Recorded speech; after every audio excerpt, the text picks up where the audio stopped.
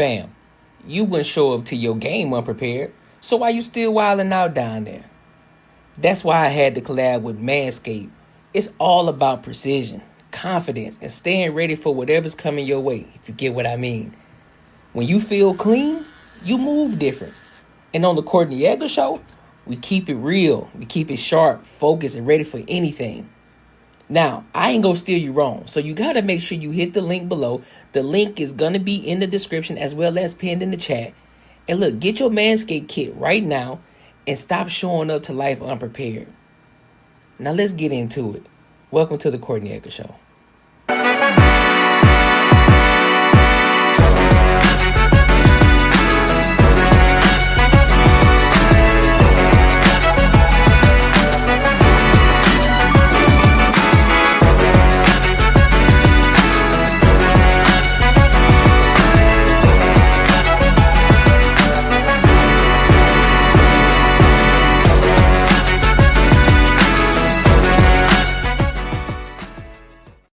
Yo, what's good? What's popping? Welcome to another show, one of the dopest shows on YouTube where we talk about everything under the sun. As long as we get back to the money, real conversations, and real solutions.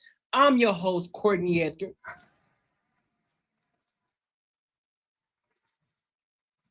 Yeah, listen, man, we got a lot of topics to talk about tonight. We're going to be talking about dating, of course.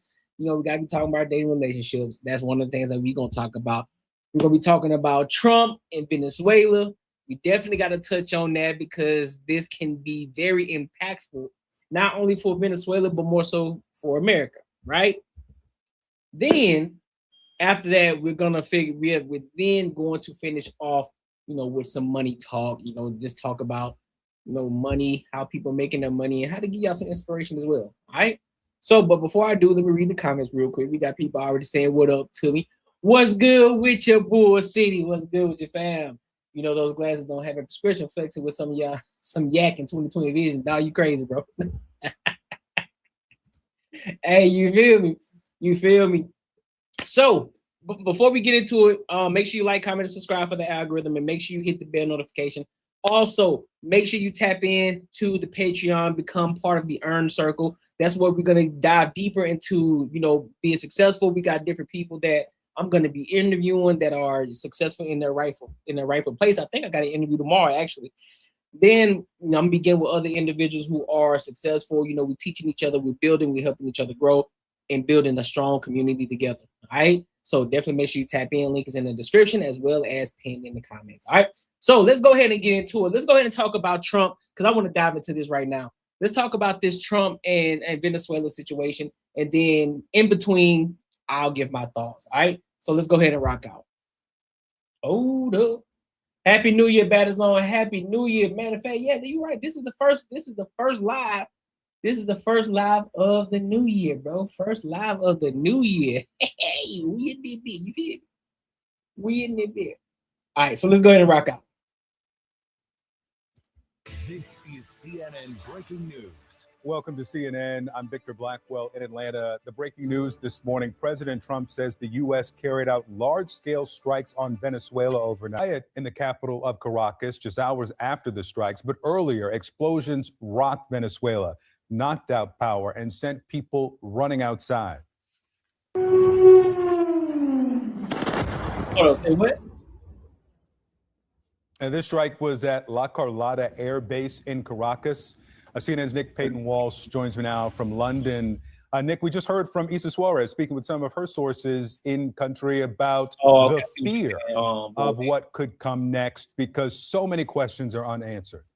Yeah, let's go through what we know has happened so far. Since about 1 a.m. local time, and the series of explosions rocked Caracas and other parts of Venezuela. Multiple helicopters seen in the air, and then clearly a U.S. Special Forces operation that removed Nicolás Maduro and his wife from what should have been their heavily fortified and secured premises in the capital there. Hard to understate quite what a move this is geopolitically by the Trump White House to remove the sitting president of a country country, which it considers to be a regional that's how the vertical is. I don't know why. Successful, certainly. Daring, certainly as well. And also efficient, frankly, given what it seems the brevity, comparatively, of this operation and the impact that it is having.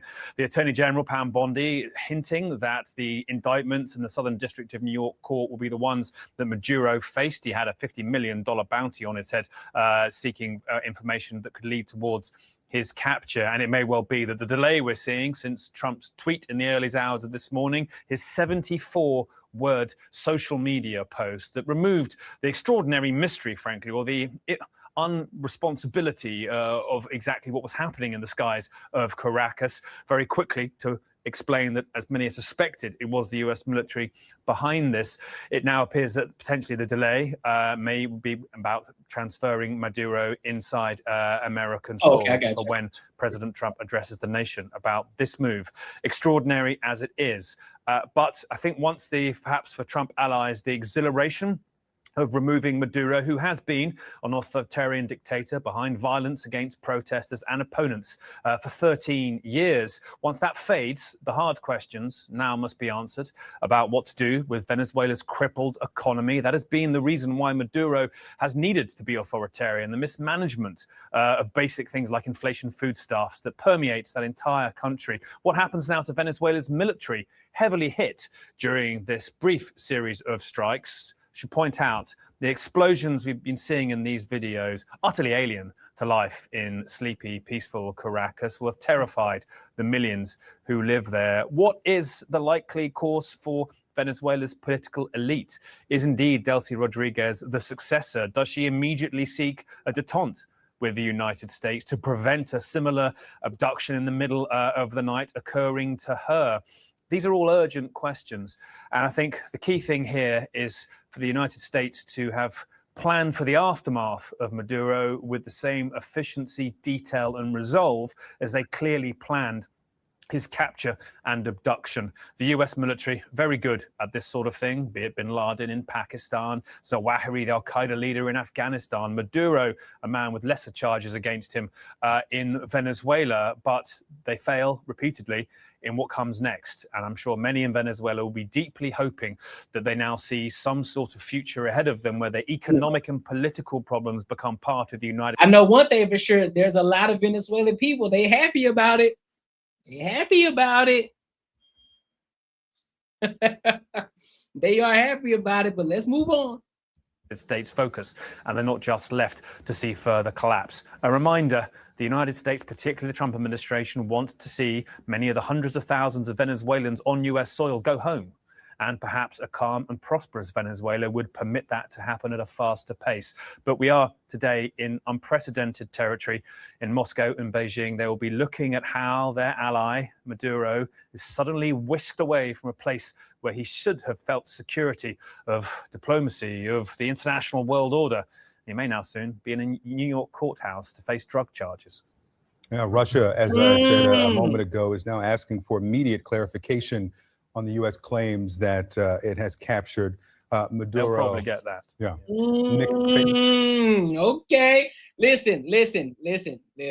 Hold on. Before I even give my thoughts on it, let me play this. Play the second problem.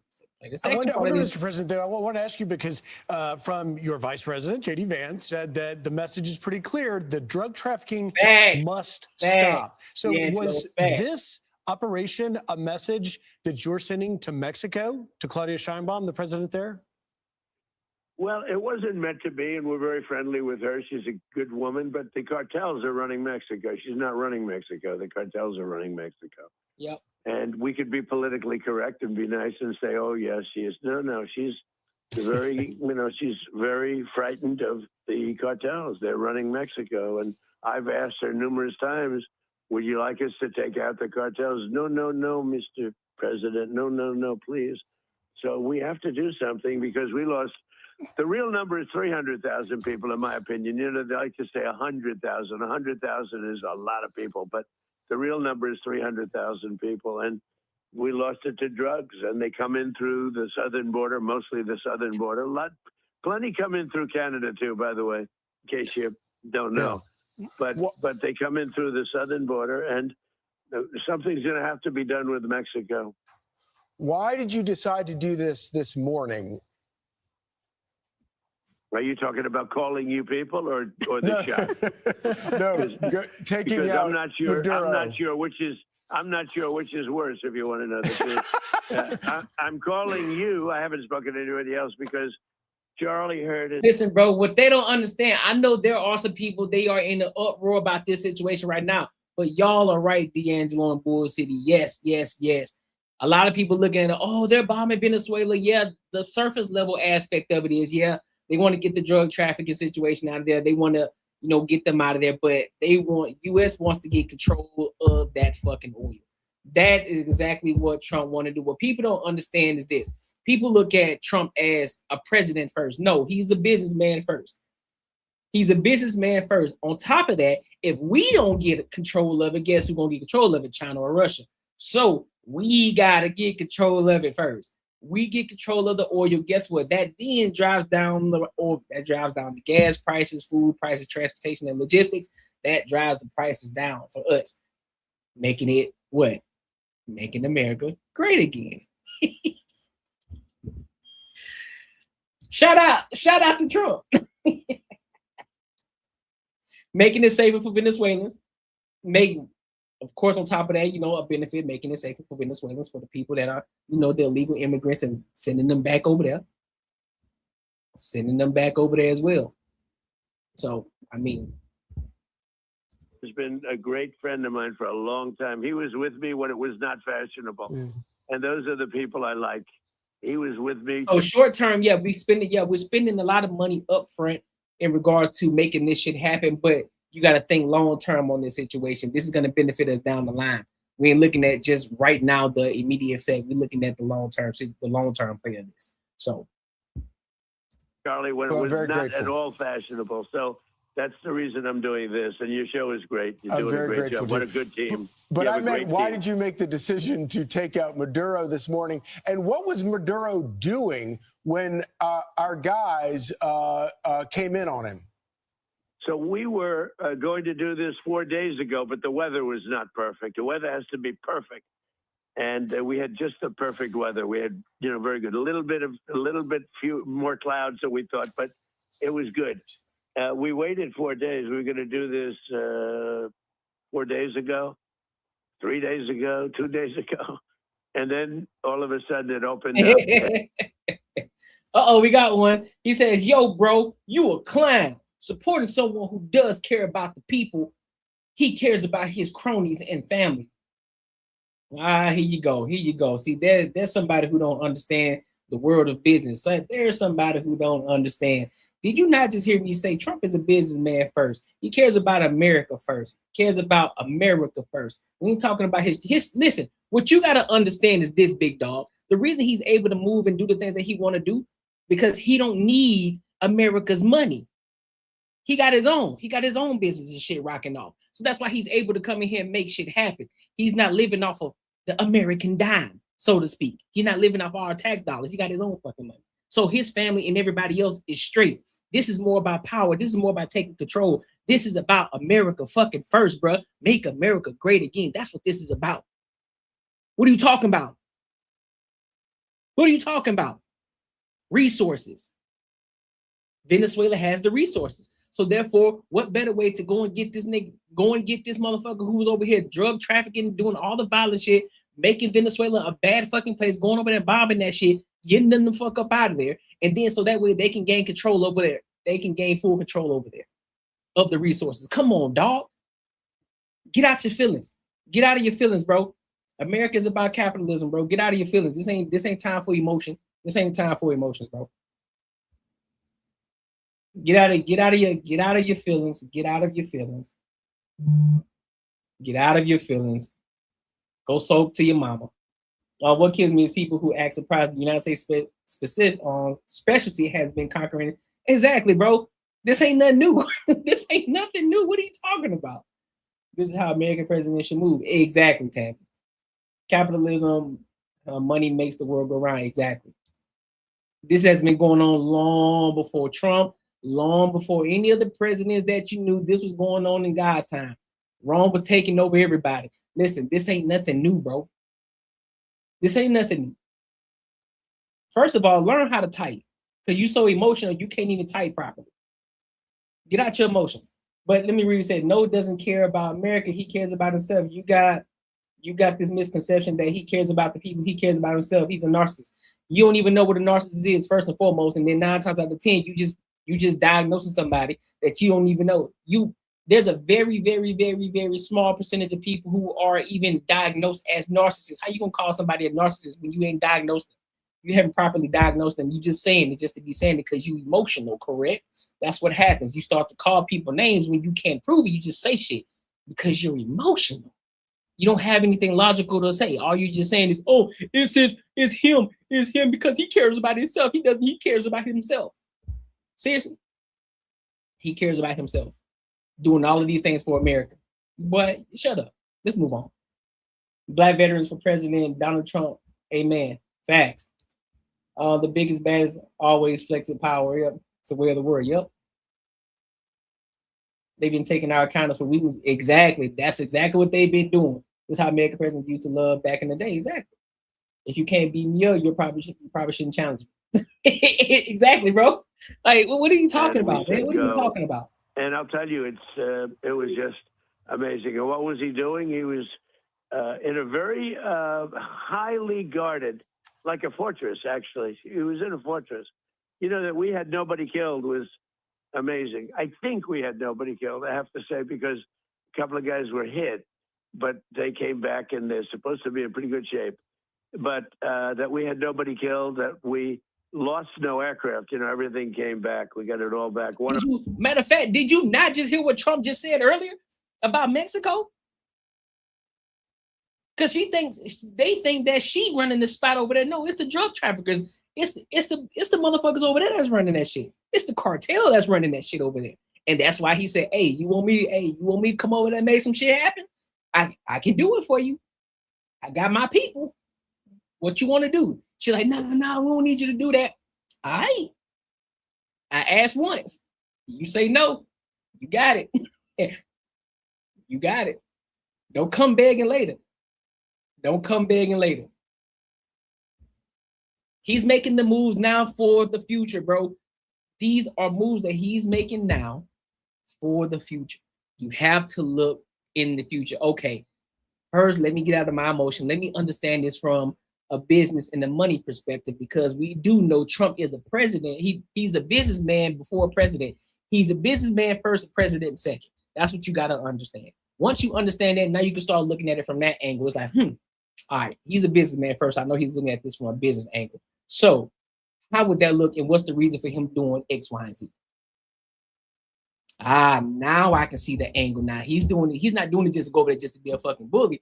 There's a reason he's going over there. There's resources over that bitch. And if we don't get hands on that bitch first, guess what? Another country will. We can't have that.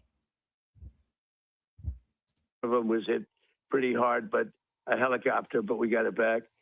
But it just was the right time to do it. We had to do it because it's a war. That's exactly what you're doing. 300,000 people a year. We don't lose that much in a war. Okay, if you look. And we had to do it, but didn't get into that. We were prepared. We had, massive blowtorches and everything else that you need to get through that steel, but we didn't need it. He didn't make it to that area of the house. Mr. President, your war on narco-terrorism from our southern border and beyond clearly will save American lives. Moving forward for Venezuela, what do you think is next? A CMB Life. Did you vote for Obama? CMB Life. Did you vote for Obama? Did you vote for Biden? Let me guess. I'm gonna give an answer. If you didn't vote for Obama or Biden, you didn't vote at all. That's all. Which one did you do? Did you not vote at all, or did you vote for Obama or Biden? Which one was it? Which one was it? Which one was it? Niggas mad at Trump, but Obama is what they want Trump to be. Yes. Obeezy was playing Call of Duty with drones in office while losing kids during mass deportation. Trump ain't even scratched the BS yet. Facts.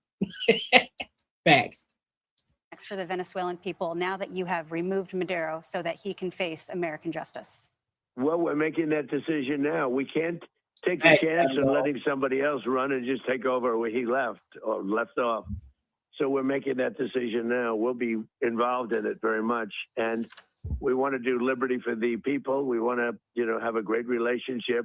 I think the people of Venezuela are very, very happy because they love the United States. You know, they were run by essentially a dictatorship or worse. It couldn't have been worse. It was a terrible thing. See, that's what they call. See, you see what he just said? A dictatorship. That's what they thought Trump was doing. They thought it was a dictatorship. But see, over there in Venezuela, that's actually what was going on over that bitch. That's what was going on.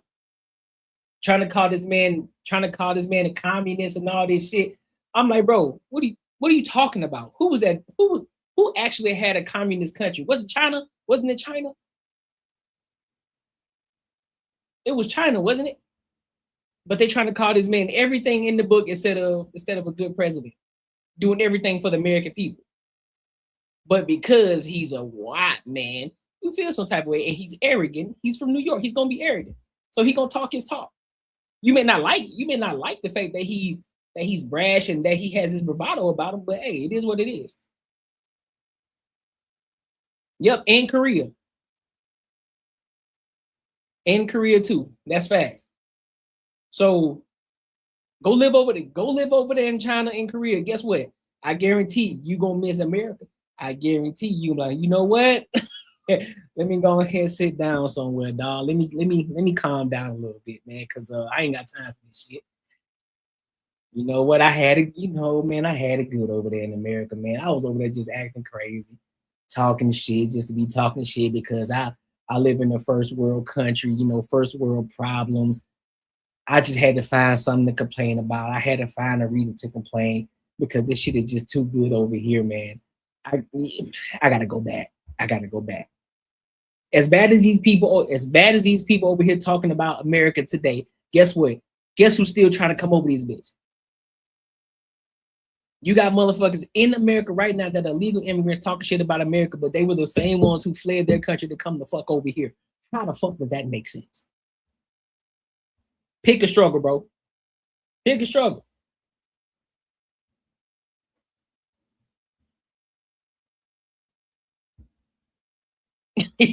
Facts. Thing that was taking place in Venezuela, but look, tremendous numbers of people were being killed through drugs, and what they did to our country in sending prisoners and people from mental institutions and drug lords and everything. They sent them by the hundreds of thousands of people into our country, and that is just unforgivable. That's why, you know, he wanted to negotiate at the end, and I didn't want to negotiate. I said, nope, we got to do it. You know, he was trying to negotiate at the end. You probably saw that. Exactly. You can talk all you want to. You can agree, you can disagree, but guess what? You ain't gonna be unalive for your talking points. You ain't gonna be unalive for thinking differently than what you thinking differently of the country. You ain't gotta worry about that.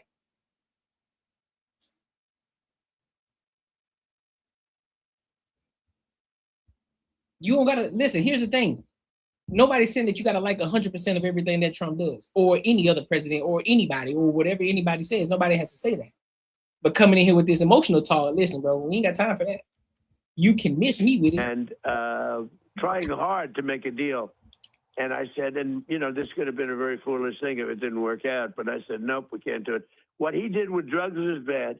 What he did with a lot of other things is bad. But what he did was sending hundreds of thousands of Tren de Aragua and drug dealers, and they emptied out their jails into our country.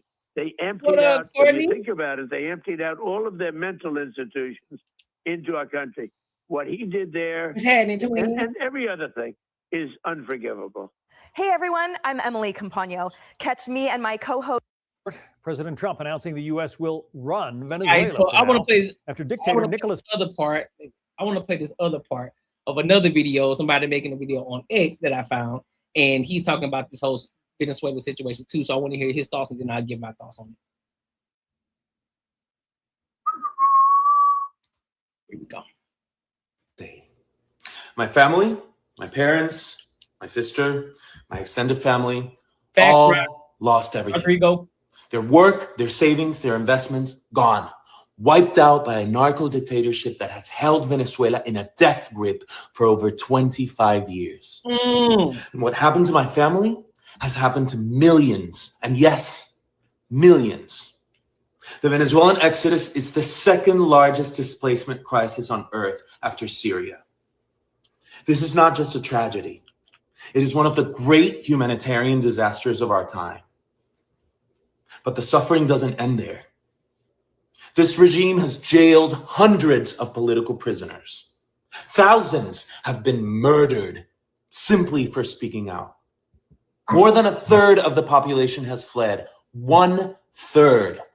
Not for better opportunities or for the American dream, but to survive, to live, because staying often means death. And while the world may see Venezuela as a collapsed state, what it is in reality is an occupied one. Our territory, our natural resources, and our institutions have been overrun by hostile foreign powers. Iranian militias, Chinese corporations, Russian intelligence, all exploiting our country with impunity. Venezuela is no longer just a local crisis. It is now a geopolitical threat that endangers the entire Western Hemisphere. It has become a launch pad for an authoritarian expansion in the Americas. And in the midst of all of this, one woman has dared to lead the charge for freedom. Maria Corina Machado. In 2024, against every odd, she led a peaceful democratic uprising that won the election. Her team smuggled physical voting receipts out of the country, hard proof of victory that the regime tried to bury. Her courage has lit a fire in the hearts of millions of Venezuelans, desperate to believe that change is still possible. But now some have questioned her decision to dedicate her Nobel Prize to Donald Trump. Okay, I get that. But here's the truth. It was a brilliant strategic move in the global chessboard of politics. Maria Corina is no fool. She knows exactly the kind of man Trump is.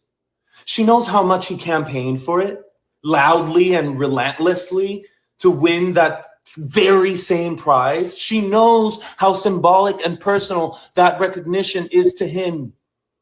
And precisely because of that, she understood that this gesture might be the thing that keeps his attention focused on Venezuela at a time when U.S. presence and pressure in the Caribbean is rising.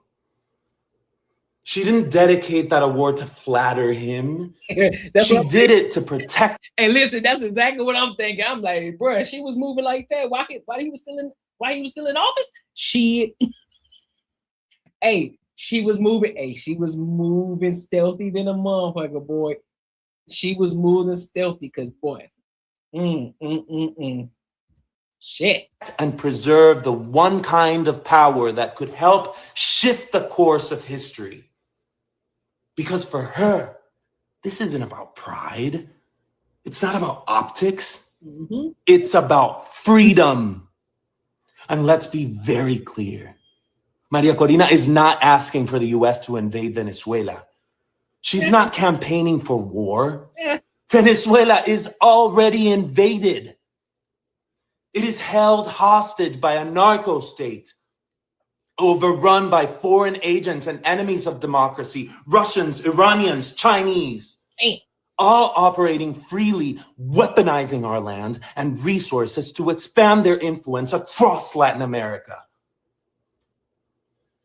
What Maria Corina is calling for, what millions of Venezuelans are praying for, is the support of the only military on earth capable of countering that threat and helping to free our people.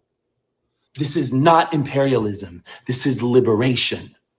She's not playing partisan games. She's playing for Venezuela's life. Because this isn't theoretical. This isn't academic. This is life or death. So yes, it is time to honor her bravery, but more importantly, it is time for the world, especially the free world, to recognize what's at stake. The fight for Venezuela is a fight for freedom, for democracy, and for the stability of an entire continent. If we truly care about liberty, human dignity, and peace in the Americas, then Venezuela's fight must matter to all of us. Que viva Venezuela, que viva María Corina Machado. Listen, all I'm gonna say is, shout out to Trump.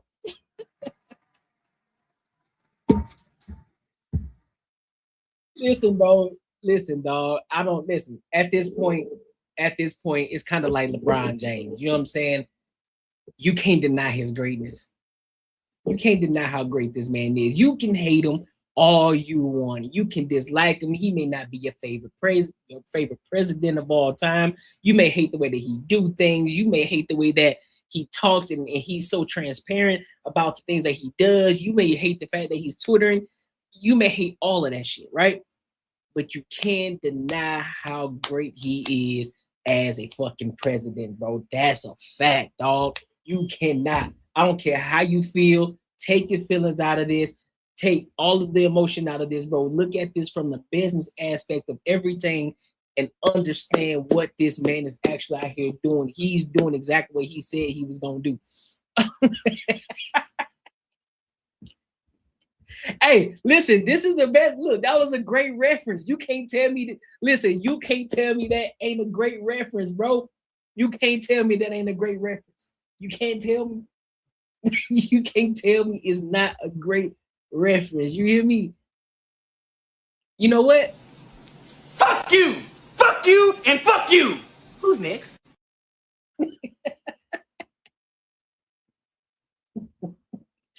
Bruh, I'm just saying though, bro. That was a great. You can't tell me that. You cannot tell me that wasn't a great analogy. That was a perfect time to pull LeBron James up. LeBron James. Make sure you like, comment, and subscribe for the algorithm. Make sure you hit the bell notification, bro. Yeah. Listen, your savings account is robbing you blind. But don't worry, I found out a way how to make my money work for me in my sleep, and I can help you do the exact same thing. Now, this isn't no get rich quick scheme. This isn't no pyramid scheme. This isn't something just trust me situation. This is legit, and this is something that your every average day person can implement in their lives, and they can really get to a bag. This isn't a short-term play. It's a long-term play. There's a promo going on right now, so you definitely want to jump on it before the price goes up because this is too valuable. The link is in the description, and hey, let's get our money up. Let's get back to the video. Hey, that's facts. He do. Kevin Durant be delivering too. I ain't knocking Kevin Durant at all. That's facts. Yeah, I bet he has those handles, not knobs. So that's a technical foul. Listen, bro, I don't care what y'all say. That was a great time to bring that up. That was perfect. But listen, bro, let's move on to this next topic. Let's talk about this pastor, bro. Let's talk about this pastor. We touched what up, Matt? We touched on it a little bit in regards to this pastor whose wife, First Lady, shorty was wearing a see-through dress, shouting, as a pastor's first lady. And now, Buddy is defending it in the church. Man, let the church say amen. Amen. Let the church say amen. He and him defending it in the church. So let's listen to what he got to say tonight. Give my thoughts on it. All right. So let's rock out. Hey, the internet went crazy about a dress my wife had on. Now, they didn't say anything about the $4 million that was raised for the United Negro College Fund. They never mentioned that she prayed until heaven came down. But insecure, jealous, petty, small-minded people got in their feelings and set up a false barometer of holiness based off of a dress. The dress was not see-through. The dress was flesh color. I need to set the record straight. I bought the dress. And I like it. I don't care whether you like it or not. She ain't mad to y'all. She mad to me. If you wanted a first lady that looked like Little House on the Prairie and Holly Hobby, you got the wrong church. I wanted a wife I would rush home to, that I wanted to be excited to see. When we walked in there, I said, shake it fast, watch yourself.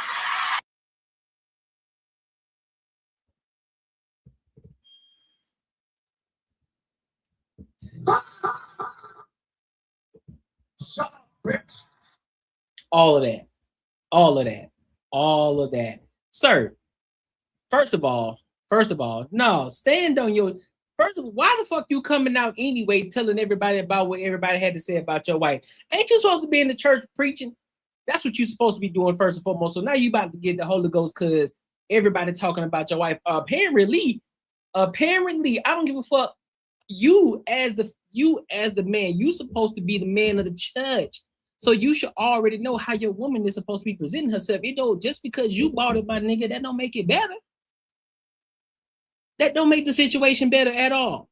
And just because you got a lot of black women in there up there praising you and championing the shit, that don't mean what you did was correct, homeboy. What you defending it for? You must felt some type of way about it. Oh no, they can't tell me because that's my wife. I bought, and guess what? I bought it. Okay. What's your point? She's supposed to be the first lady. She's represented. Not only is she a representation of you, big dog. She's ain't y'all supposed to be a representation of God? Ain't that what you're supposed to be? So why your woman out here looking like that? I can tell the difference between difference between her and a basketball wife. Couldn't tell the difference. Uh-oh.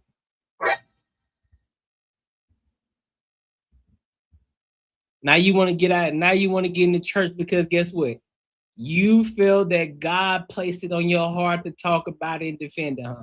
That's what it is. You thought it was a smooth play for you to get out here and talk about it. See, what you should have did, you should have just let it go. Shouldn't have said nothing about it. You should just went ahead and preached about it. You should just went ahead and preached. Did your talked about what you wanted to talk about that day, not talk about what your wife had on. Y'all niggas. Y'all be doing the most, bro. You can all you want, and how you gonna tell me because God said that I'm supposed to buy my woman the wife because I want to go home to a wife that's sexy. I want to tell her to shake it fast and watch it. God damn, I'm telling you, God, somebody help me. Why? Can I get a witness? I'm about to hear all that. I don't hear all that shit. You can do all the high breathing, heavy breathing, sweating. You can sing that shit till your lungs hurt. You still wrong. She's still wrong. She shouldn't have showed up like that. I don't give a fuck. I said what I said. I said what I said. You can feel how you feel. Said, Courtney, please.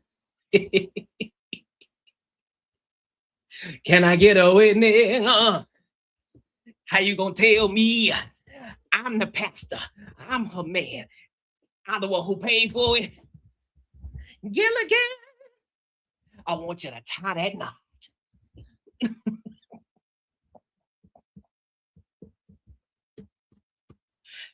Oh my God, bro. These niggas is wild, bro. These niggas wild, bro. Swear to God. Listen, bro, just go ahead and down there here, bro. Right, you feel me? How you call mystical in the church? You feel me? Come on, Pastor. I get it, I get it. You might be a reform. I don't know your past like that, so you might be a reform thug or a reform street dude or whatever the case may be. So you got to relate a little bit. You got to throw a little mystical in that joint. You know what I'm saying? Shake it. Watch yourself. Shake it fast. Show me what you're working with. I said, show me what you're working with. I said, what else, Spaces? Oh shit. I stand with the Bryans. I don't count a cake. It wasn't revealing and it wasn't a church event. Listen. You are a representation of the church, regardless. If you at church or not, you're a representation of the church. You're a representation. Everything was covered up, so I don't get the fuss. We only see shoulders and arms. I get that. It's perception. It's how it looks. He bought the dress doesn't mean she should wear it. that you're saying, that's, you feel me? Hey, listen, nobody's saying that she gotta be full. Nobody's saying that she ain't supposed to have a little nice fitted dress, but at the same time, if you gotta do a double look when she got that dress on, you probably shouldn't be wearing it. If you walking by the short and you see this right here, you probably shouldn't have that dress on, regardless if it was just, what do you say, skin tone, what the fuck he said, skin color, or whatever the fuck he said. Like, nah, sir. Nah, you wrong for that. I am in the middle of the road. Her purpose is to bring joy to her husband. Yeah, it is to bring joy to her husband. She can do it without that dress. Let's be real. There are many dresses out here in this world that she could have worn, that she could put on. But hey, man, it is what it is. Do what you do, bro. Do what you do. You shouldn't have just got out there and start preaching about it. That's my biggest thing. You shouldn't have got there preaching about it. Do I agree with her wearing it? Nope, I sure don't. I sure don't agree, and I stand 20 toes on that bitch. No, hands and feet. No, pause. Serious today, but that was crazy. I'm not. That was crazy. I'm not feeding. I'm not feeding. Crazy. Oh no, pause, bro. No. He said gray sweatpants ain't revealing either. Doesn't mean I should wear commando. Yeah, that's a fact. This is not a church function. Nope, it was not a church function. That's correct. A lot of people not putting the fact of what is in the Bible, which is she's supposed to be modest. You can't be teaching the word of God and do the opposite if you are so-called preacher. That's a fact. That's a fact. And that's what he's supposed to be the pastor. He's supposed to know that. He's supposed to know that. You said it. Yeah, you said it. 20 down. Listen, man, I didn't mean to say that. I didn't mean it. Because look, it didn't hit me. It didn't hit me right. And I thought about it. When I said hands and feet, and I thought about the position, I said, nah, that don't seem right, bro. That don't seem right. I'm like, nah, that ain't it. That ain't the right way to go, bro. But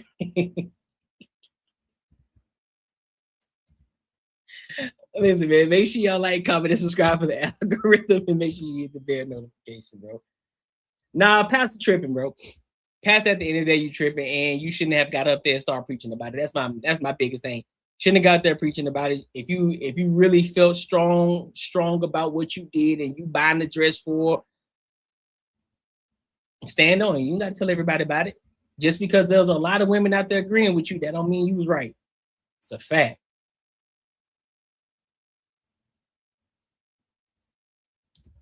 He said, now hold on. I'm not gonna let you dictate. What module is this? Is my wife.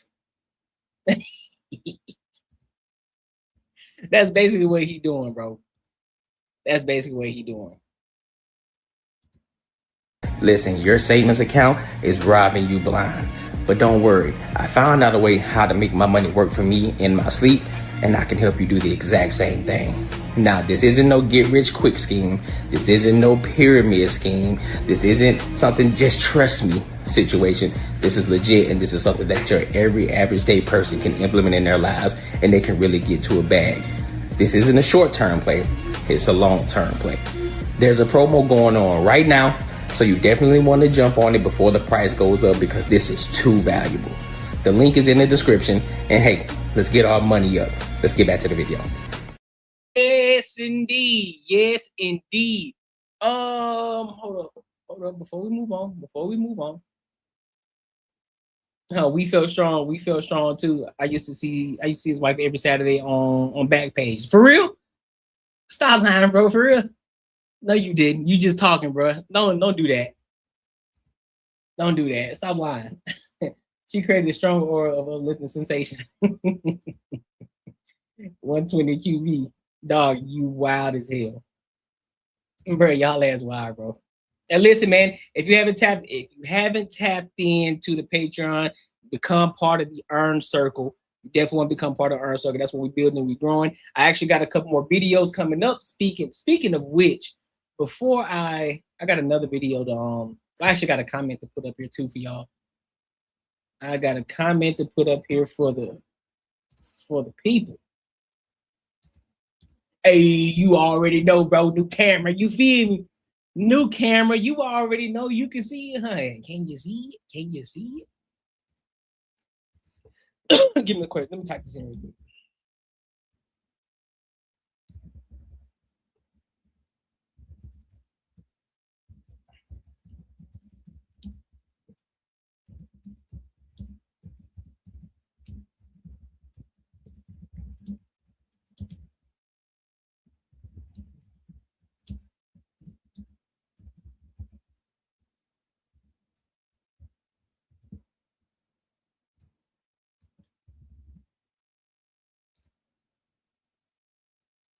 There we go.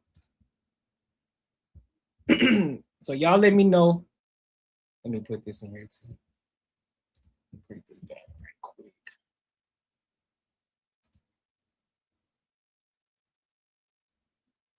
So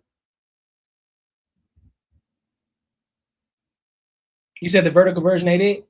Nah, I mean it's for some people, bro. It's for some people, for people who like to be on their phones, who may like the version. I don't know, but I use it for the visibility aspect of it too, for more people, because I know a lot of people are always scrolling on their phones, on their shorts and shit like that. So therefore, it's easy to find me on there as well.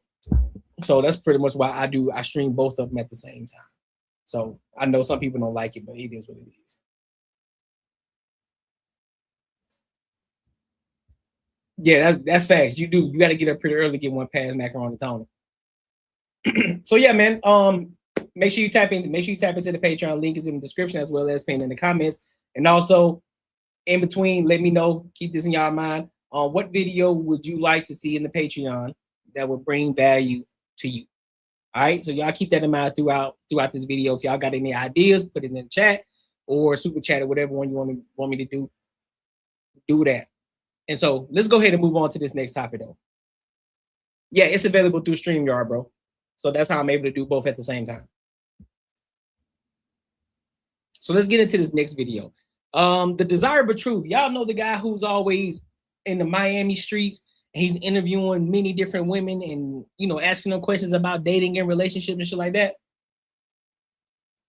I haven't seen this video yet. I thought it'd be pretty interesting to watch. You know, see a lot of, you know what I'm saying? See a lot of tenderonis on here. And I want to get there. I want to see what they're saying. I want to see the type of questions that he's asking and how they're answering these questions. All right. So we're going to get into it. And then I'll give my thoughts and opinions. And this one is a little longer too, so I may be pausing and stopping and pausing in between too. So let's rock out. Girls' nights at the club anymore. I don't think you should be going to a club if you're in a relationship at all as a girl. Unless you go with your partner, that's not a place you should be at all. What problems do you think could come from coming at you, guys throwing themselves at you, guys coming at you? A man's like, all right, hold up, y'all. I gotta ask a question. I gotta ask a question. Truthful. I think I already know what Raw gonna say, but I gotta. This chick right here. How you sliding her? Just based off of what she wearing. How you sliding her? Are you gonna slide her as, you know, as a 304? Just by the look alone. What you doing? I'm curious. I'm just curious. their thing is to be a dog. Like, honestly, like men, they see a pretty woman, they're gonna throw themselves at her, unless he has self-control. So that's like the problems. Like guys coming at you, guys coming up to you, but it's up to you whether you tell them stay or leave. How did you grow to have this mentality? My sisters are married, both of them. I have two older sisters, one's 35, one's 27. They don't go out with their girls unless their partner's there. But you're a woman. What's your mindset when you're in a club environment? around other drunk men looking to get some? I go for the vibes. Like this whole week, I've been at Art Basel events because I've never been at Art Basel, and I'm 20 years old. Like, I wanted to experience it with my cousins and my close friends and stuff. I don't bat my eyes at other guys. There's not really a need to, because my future husband's not going to be in a club. I'm not going to meet my future husband at a club, and you're not going to meet your future wife at a club either. How old are you? 19 years old. Are you single? Yes. Why do you think that is? I would say that there's really not a lot of women, especially in Miami, that are really worth pursuing in a long-term relationship. Just how degenerate things are here, the hypergamy, divorce rates. I don't really think there's a good reason for a lot of guys in this city to be, locked down. What problems do you run into with the women that you meet here? They're simply just too degenerate, right? So their pair bonding abilities go to shit the second they get one body, right? And that exacerbates further and further the more sexual partners they take on. So you're just unable to chemically pair with these women, making relationships almost impossible. So as you are now 19, you wouldn't mind getting serious with a girl and actually building a future with her? I wouldn't mind that at all. But the problem is, if you're a young guy and you're trying to pursue a career, that a lot. Is that Sneeko? Is that Sneeko sitting right here in the camera? A lot of times can get in. Hell yeah, that's Sneeko. just casually sitting there smoking a square. The way of advancing you as a person. So it's kind of a double-edged sword. While I wouldn't mind the idea of it, I would mind how much time it takes up, how much, it's going to halt your progress in terms of career maxing, this, that, and the other thing. So that's kind of the only problem with it. So let's take a step back.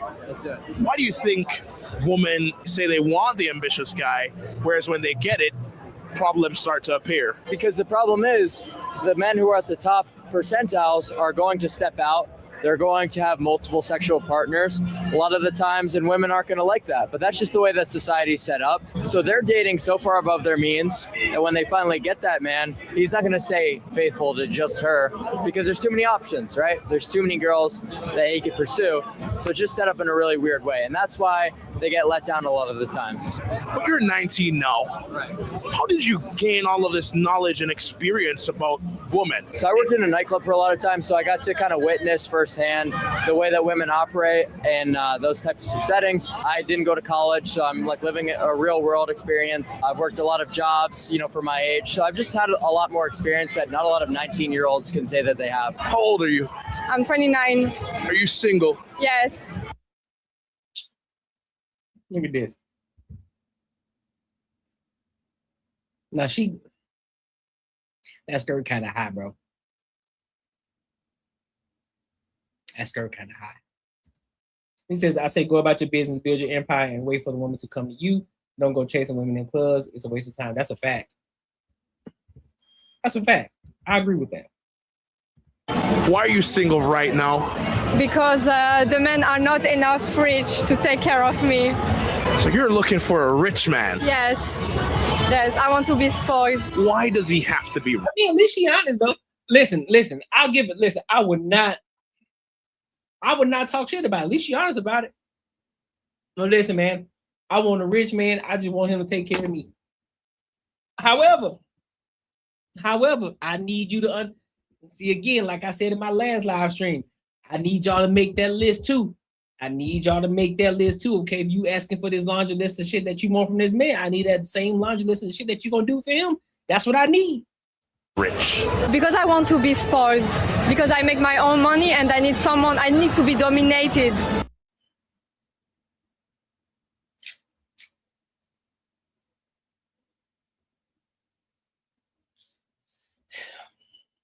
See how stupid some of y'all be sounding? I want a man to take care of me because I make my own money. And he needs to make more than me because I want to be dominated. How stupid do you sound?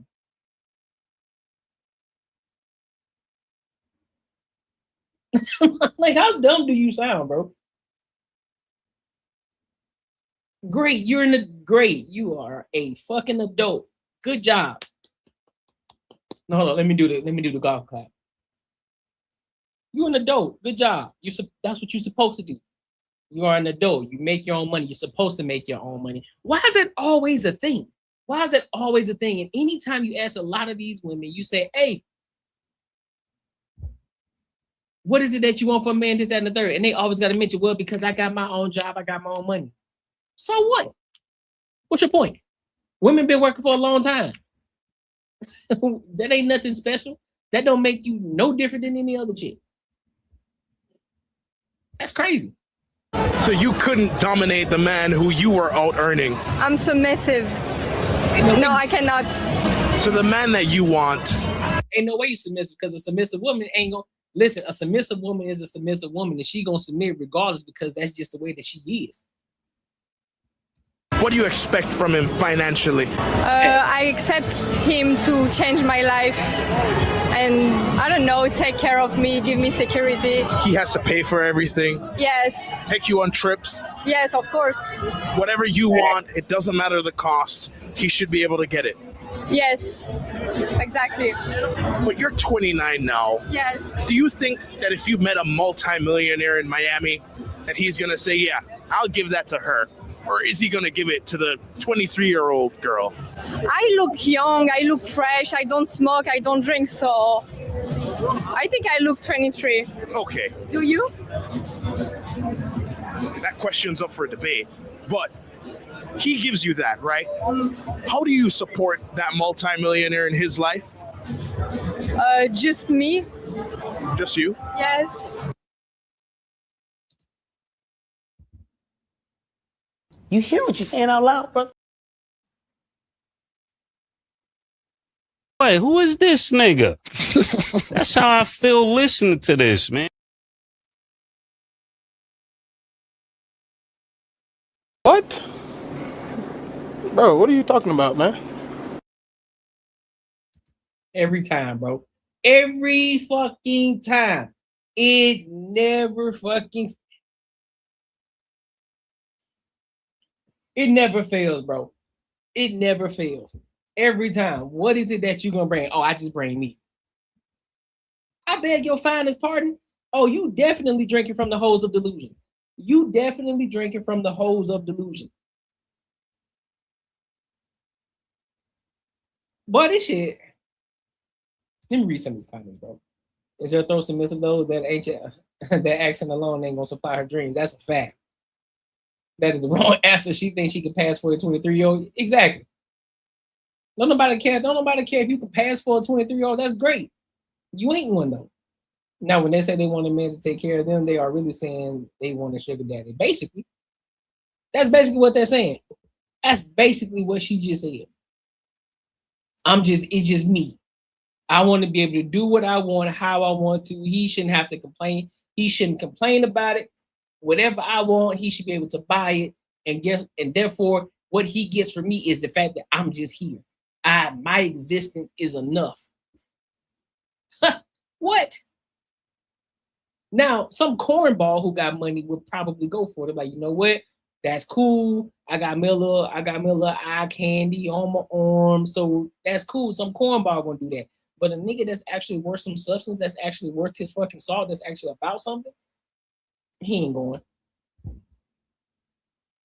Yeah, you feel me? That nose is crazy, ain't it? That nose is crazy.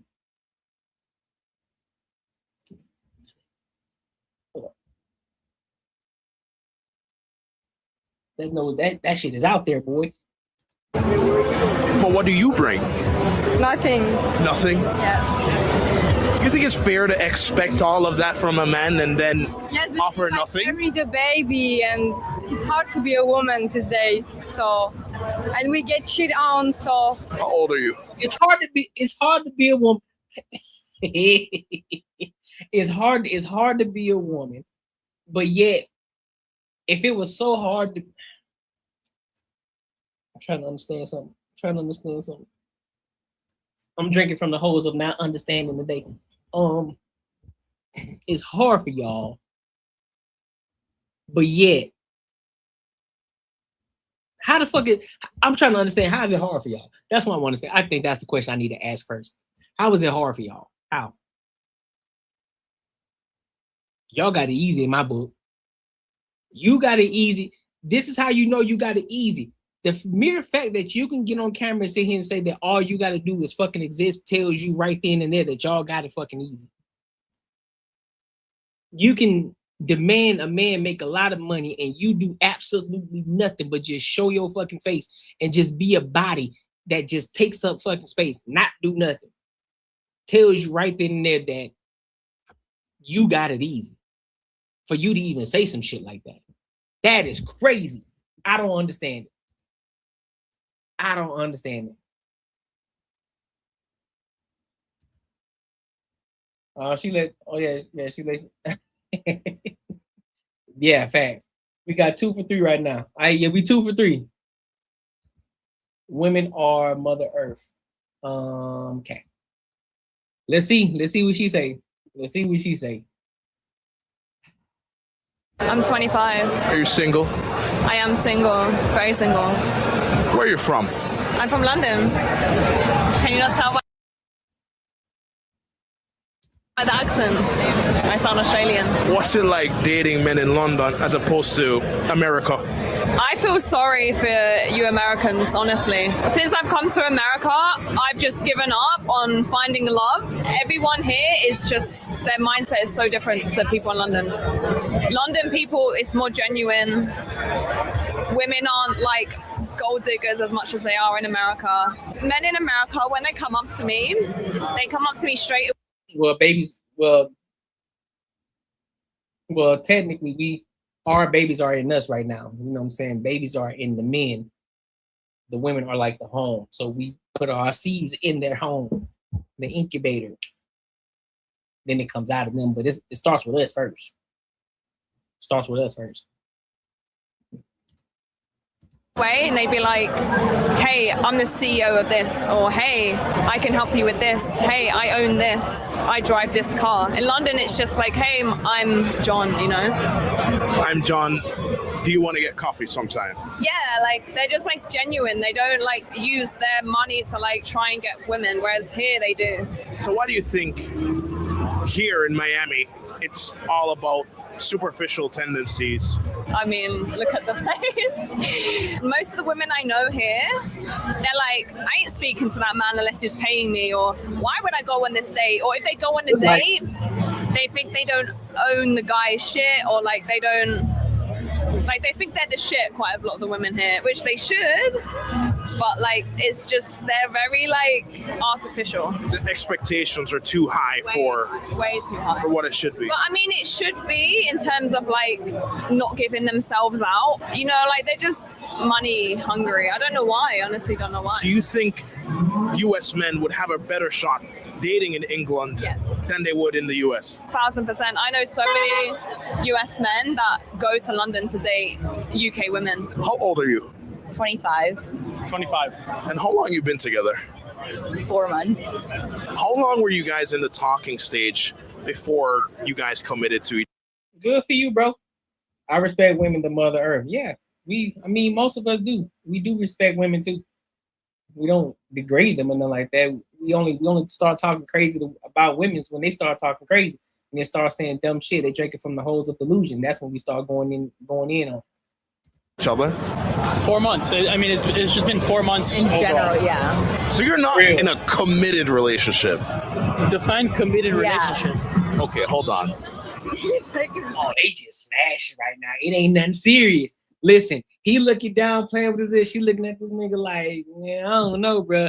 Ain't nothing. Ooh.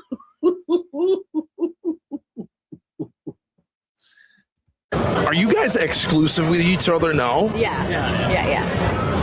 But there's no title in the relationship.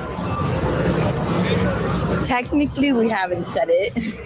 I haven't officially asked her to be my girlfriend. Yeah. What's holding you back from taking that extra step?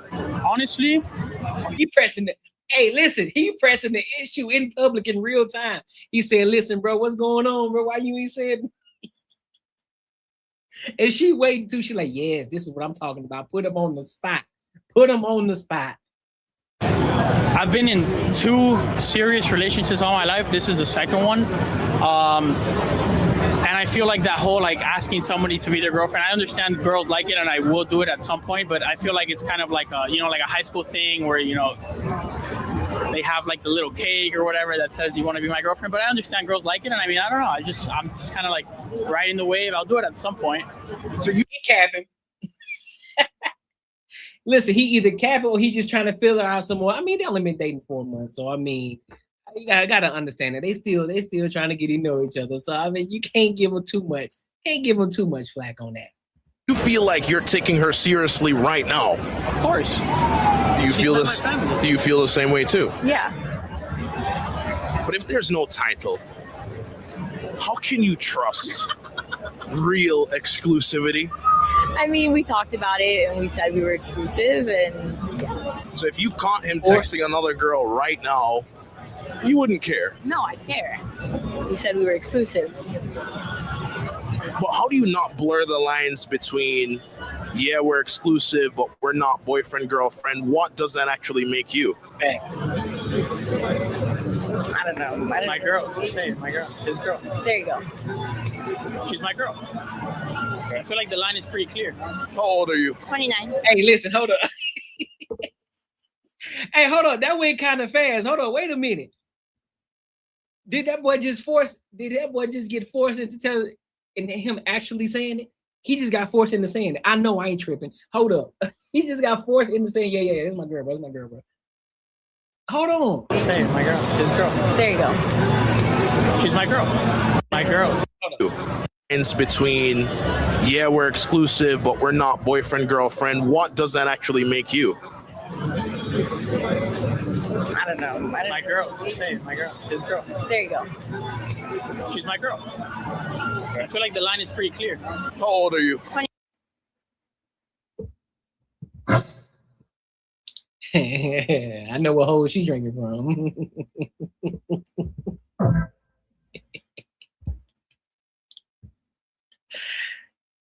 Are you single? No. You have a man? Yeah, recent, very recent. How long you been with him? Like 4.5 months. How old is he? He's 45. Why date a man who's 15 years older than you? 16 technically, but because like he's grounded, he has his life together, he knows how to take care of me, and like he has clear direction and vision of like what he wants to do, and he's not like fucking around, which I find attractive. I like someone who like works hard and has a work ethic and like has a direction. What about the financial side of it? He's very well financially off, but I have a strict belief that like your money's yours and I won't touch it. So what you make is yours, and you don't pay for my shit. You keep what's yours. And he doesn't pay for your stuff. No, he's like a multi-millionaire, but he doesn't pay for any of my shit because I don't take pride in that. So if he pays for my stuff, like I don't take pride in me having those items. So what were your exes like before in the past? Well, I got out of a 7-year marriage, so I'm like recently divorced. You were married before? Yeah. How long ago did your marriage end? 4.5 months ago. Wait, hold on. Say what? What the fuck she just say?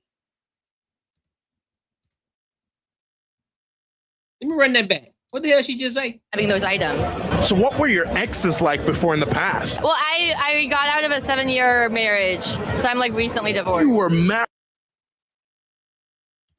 before? Yeah. How long ago did your marriage end? 4.5 months ago.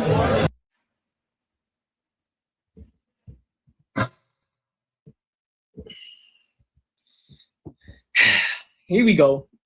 Here we go. Here we go. Here we go. Those are the type of things that ran Shannon for a bad. Hey, you feel me? She's playing the long game with the old man. That's exactly what she's doing.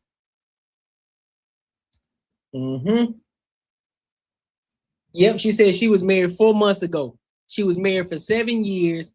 She just got divorced 4 months ago. And so she just recently started dating another guy.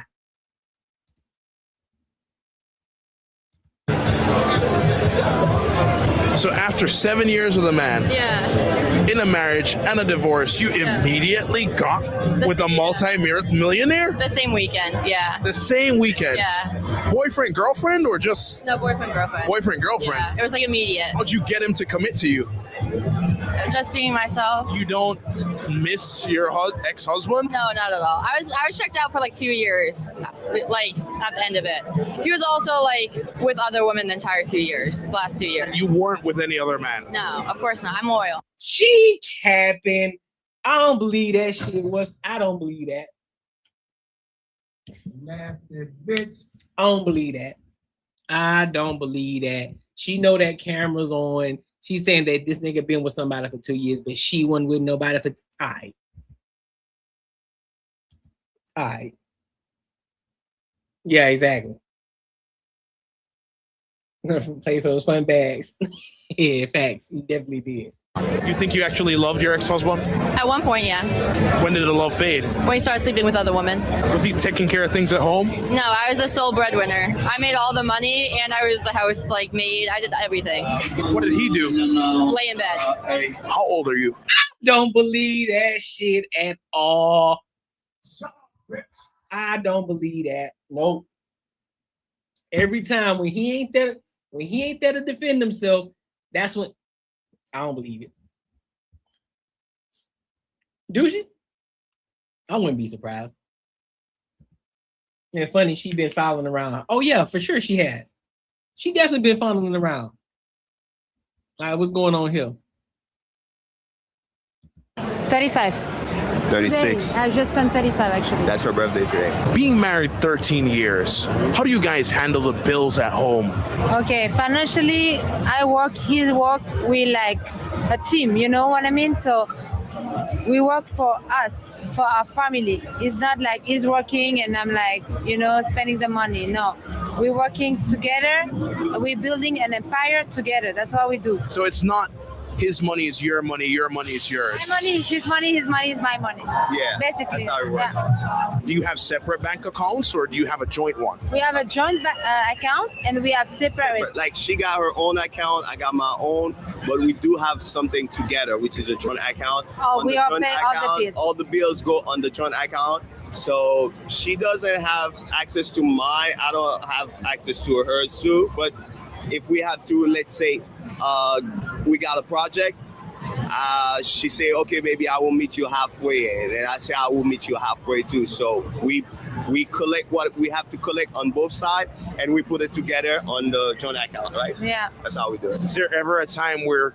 you want to see his personal account and vice versa? Probably she wants to see mine. Sometimes I want to check, but I know he's good with saving some money. Yeah. I'm good with saving some money. So. Yeah. Me, I'm not. We already invested some money. Well, I mean, it is Miami, so you can expect that, bro. To some projects, so I know I can count on him. He can count on me, so I'm good with that. I don't pay attention anymore. Yeah, that's exactly what I was saying, Bull City. That's exactly what I'm saying. Why do you think so many married couples say we'll either keep our accounts separate or we'll just have a joint one instead of doing both? We have to do both because let's say I want to surprise her. She doesn't need to know exactly what I'm buying or where I want to go with her. You know what I mean? And it's good. I mean, I recommend every couple to do it like that. It's good. Yeah. How old are you? 22. 24.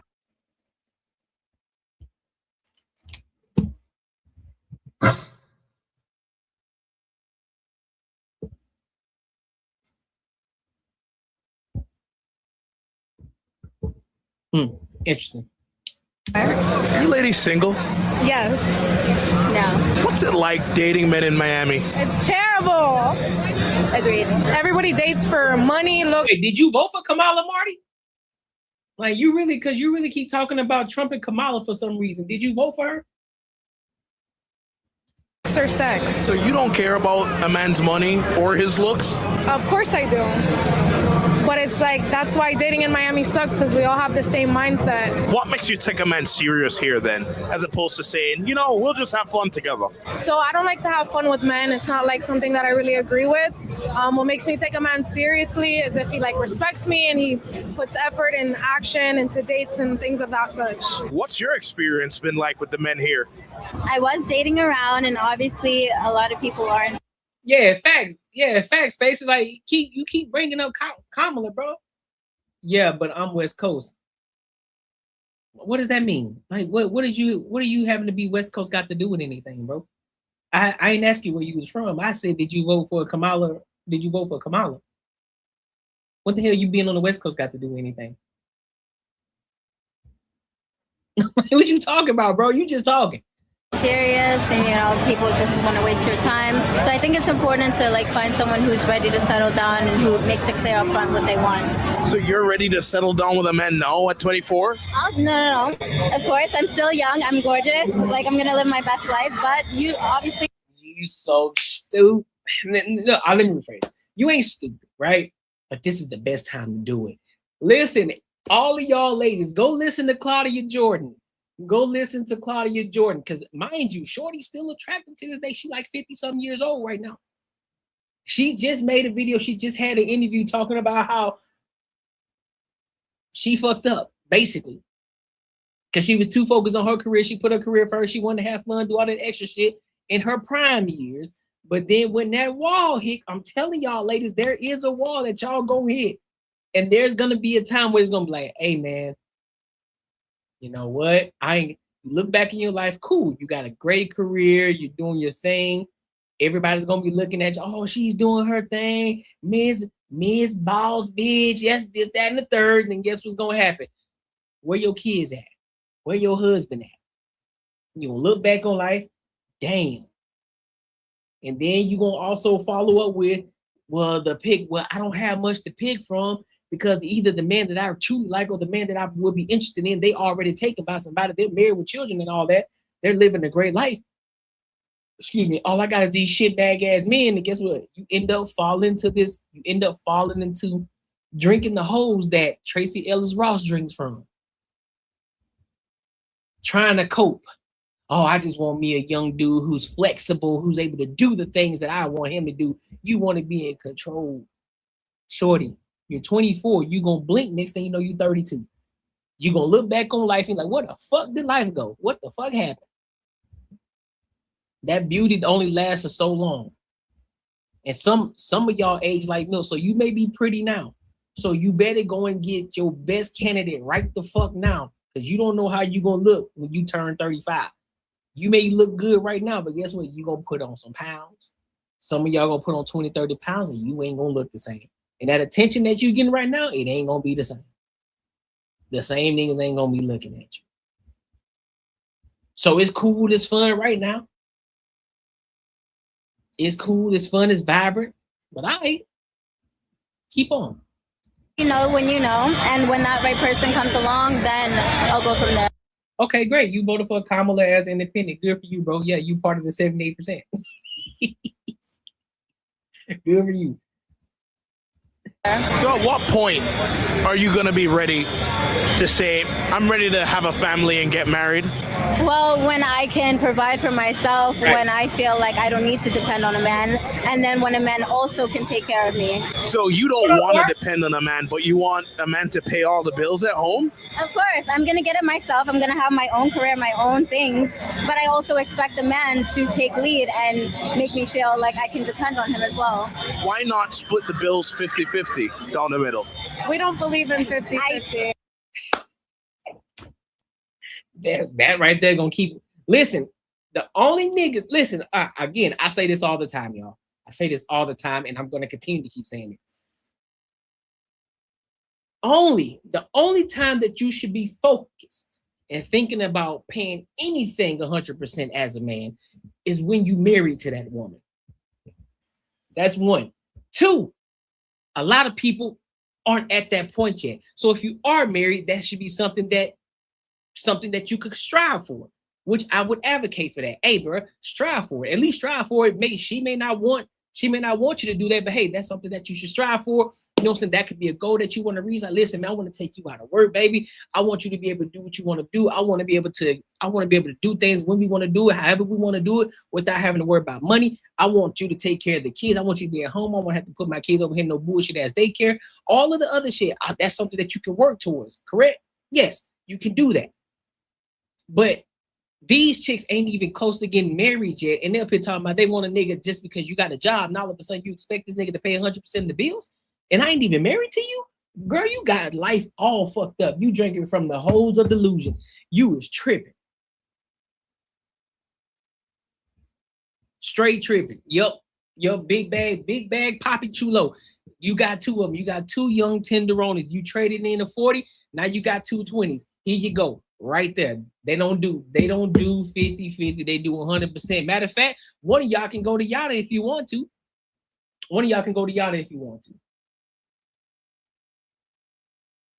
Go ahead.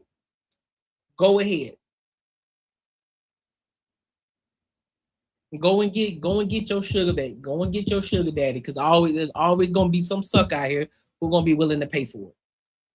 They ain't gonna make you work. No, baby. All you gotta do is sit there and look pretty. All you gotta do is sit there and look pretty. That's all you gotta do. Just look pretty. And I'm gonna pay for everything you want. And then you're gonna be out this bitch looking like Deontay Wilder. Just saying. I'm gonna be 56 going through different presidents. Hey, I feel you. And you still voted for Kamala? And you 56? Wow. It's crazy. Clinton's, Obama, Bush, Biden, deep state secrets about to come out. Uh-oh. Yeah, she be tripping on. Yeah, she do. Help steal elections. He about to roll on all of them.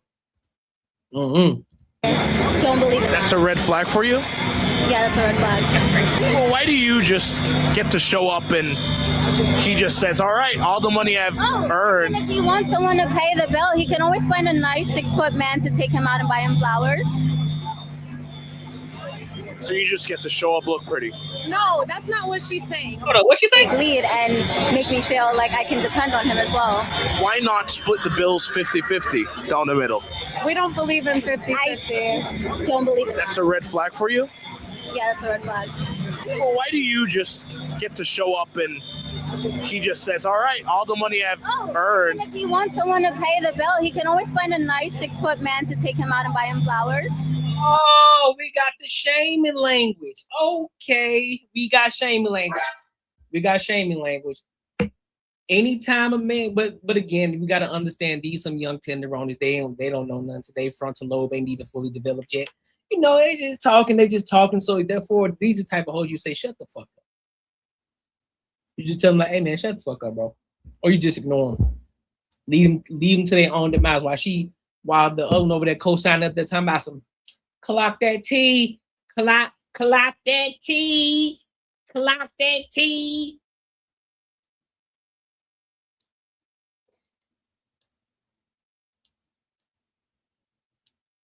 The chip grab.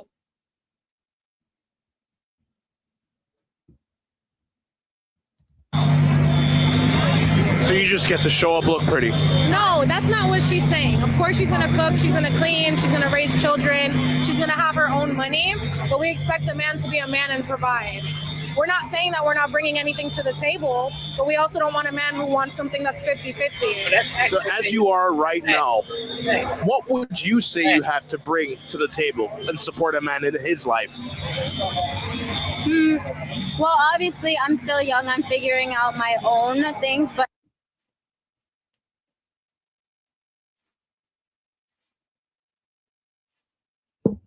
I work, I have an education, I'm smart, I'm responsible, I have a good head on my shoulders. And that helps him in his life. Yeah, of course. Like I said, I'm not looking for anything actively. I'm still young. And again, another point has been proven. What is it that you bring to the table? Nothing. Oh, I work, I'm smart, I'm intelligent, I'm young. Okay, so what is it that you bring? What value does, okay, what is your education? What does you having your own job and having your own money and you being smart and young got to do with anything? What value are you adding? You still ain't answered that question. And this goes back to every single time we ask. You got a long laundry list. You were ready to say what this man should be able to do, what he should be doing for you. And we have yet to hear anything in regards to what value that you bring to this man. We have yet to hear it. Oh, 100%. 100% spacious. 100% she's still giving up the cheese. 1,000%. Young and living my best life. So if the right man comes along, obviously I'm going to match his energy. So if he said, we're moving from Miami, I'm going to make more money in Milwaukee, You're moving with him. Yeah, why not? If that's my man and we're locked in and he's taking care of me and I feel safe. And if he said no more girls' nights at the clubs, All right, then that's you're locking in. my own person. I'm not going to let him make decisions for me in terms of what I can do in my own free time. What if he said this was too revealing to wear at the club? I don't know. What do you say to that? What do you think, though? I mean, at the end of the day, I'm my own person. I make my own decisions. Obviously, I'll take his opinion into consideration. It just depends on how locked in we are. Boy. It never fails. It never fails. I ain't got nothing else to say. Bro. Make sure y'all like, comment, subscribe for the algorithm. Make sure you hit the bell notification. Listen, your savings account is robbing you blind. But don't worry, I found out a way how to make my money work for me in my sleep, and I can help you do the exact same thing. Now, this isn't no get-rich-quick scheme. This isn't no pyramid scheme. This isn't something just trust me situation. This is legit, and this is something that your every average day person can implement in their lives, and they can really get to a bag. This isn't a short-term play. It's a long-term play. There's a promo going on right now, so you definitely want to jump on it before the price goes up because this is too valuable. The link is in the description, and hey, let's get our money up. Let's get back to the video. Let's get to the next video. Hey, make sure you tap into the Patreon, become part of the Earn Circle, where the real ones are building and growing together, and we are building a community over there. Also, let me pin it in here again, so that way y'all know as well. If there's anything, if you are a part of the Earn Circle or you want to become part of the Earn Circle, let me know in the comments or continue to think about this. What video? Hold on, let me see. There we go. There we go. If you are a part of the Earn Circle, you want to become part of the Earn Circle, again, the link is in the description as well as pinned in the comments. Also, if there's a video that you would like to see from me in the Patreon that will bring you value, definitely let me know. You can shoot me an email at CCJE.LLC@gmail.com. You can hit me up or you can DM me on Instagram, or you can just tell me here in the comments as well, and I'll check them out, or you can just super chat as well if you want me to bring it up and let everybody else see. All right, cool. So let's go ahead and go to this next topic. And we're still talking about dating and relationships a little bit. And this one here was kind of profound. I came across this kind of scrolling through YouTube, and Tony Robbins was talking about, well, he pretty much had this conversation with this woman about what it means, well, how a great dad can fuck up a woman's relationship with her future husband. So I want to listen into this fully, and then I'll give my thoughts and opinions on it. All right. His little princess, didn't he? Yes, he taught you you're perfect, didn't he? He really you up, didn't he? Yeah. Thank you, Dad. Yes. He taught you to expect the man in your life to be the same as him, but see, there's only one problem. He didn't have to put up with your because you valued and admired him. You're good, right? You're so good.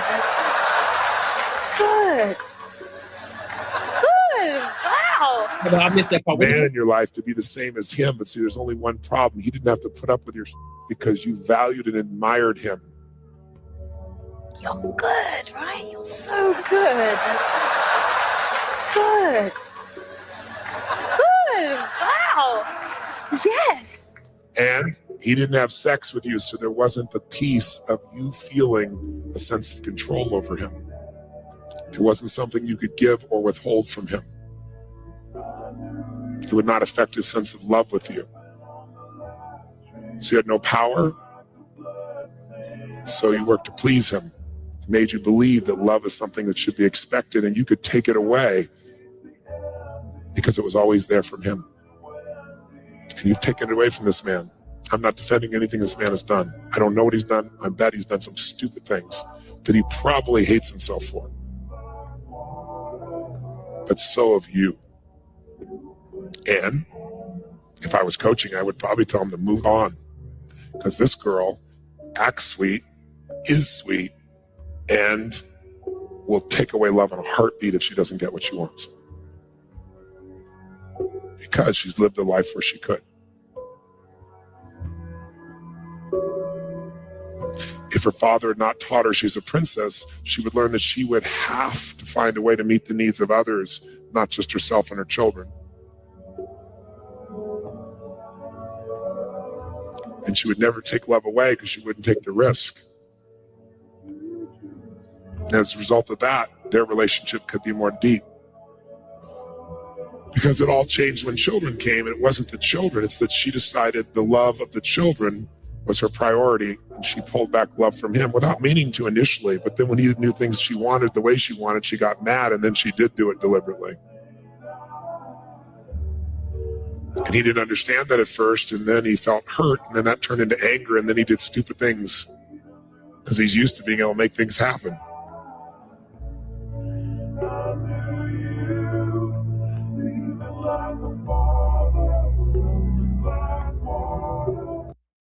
God damn, bro. Hey, listen. He just broke her all the way down. He just broke her all the way down. She thought that she was about to get full-on praise, that she was doing a great job as a woman, as a wife, and he just let. And this is where we go. This is where we always have to go back. And we talk about how important hard love is from a father. Not just, oh yeah, you my daughter, you my princess, you gonna get the world. I'm gonna say yes to you all the time. You my princess, you my princess. Cool, she can be your princess, but also you gotta teach her. You gotta guide her properly as well. Can't just tell her she a princess just because she a little girl. That don't mean that she can't be taught anything. You gotta guide her, bro. One day she's gonna be with another man, and she has to understand. She's got to learn. She has to know how to love that man.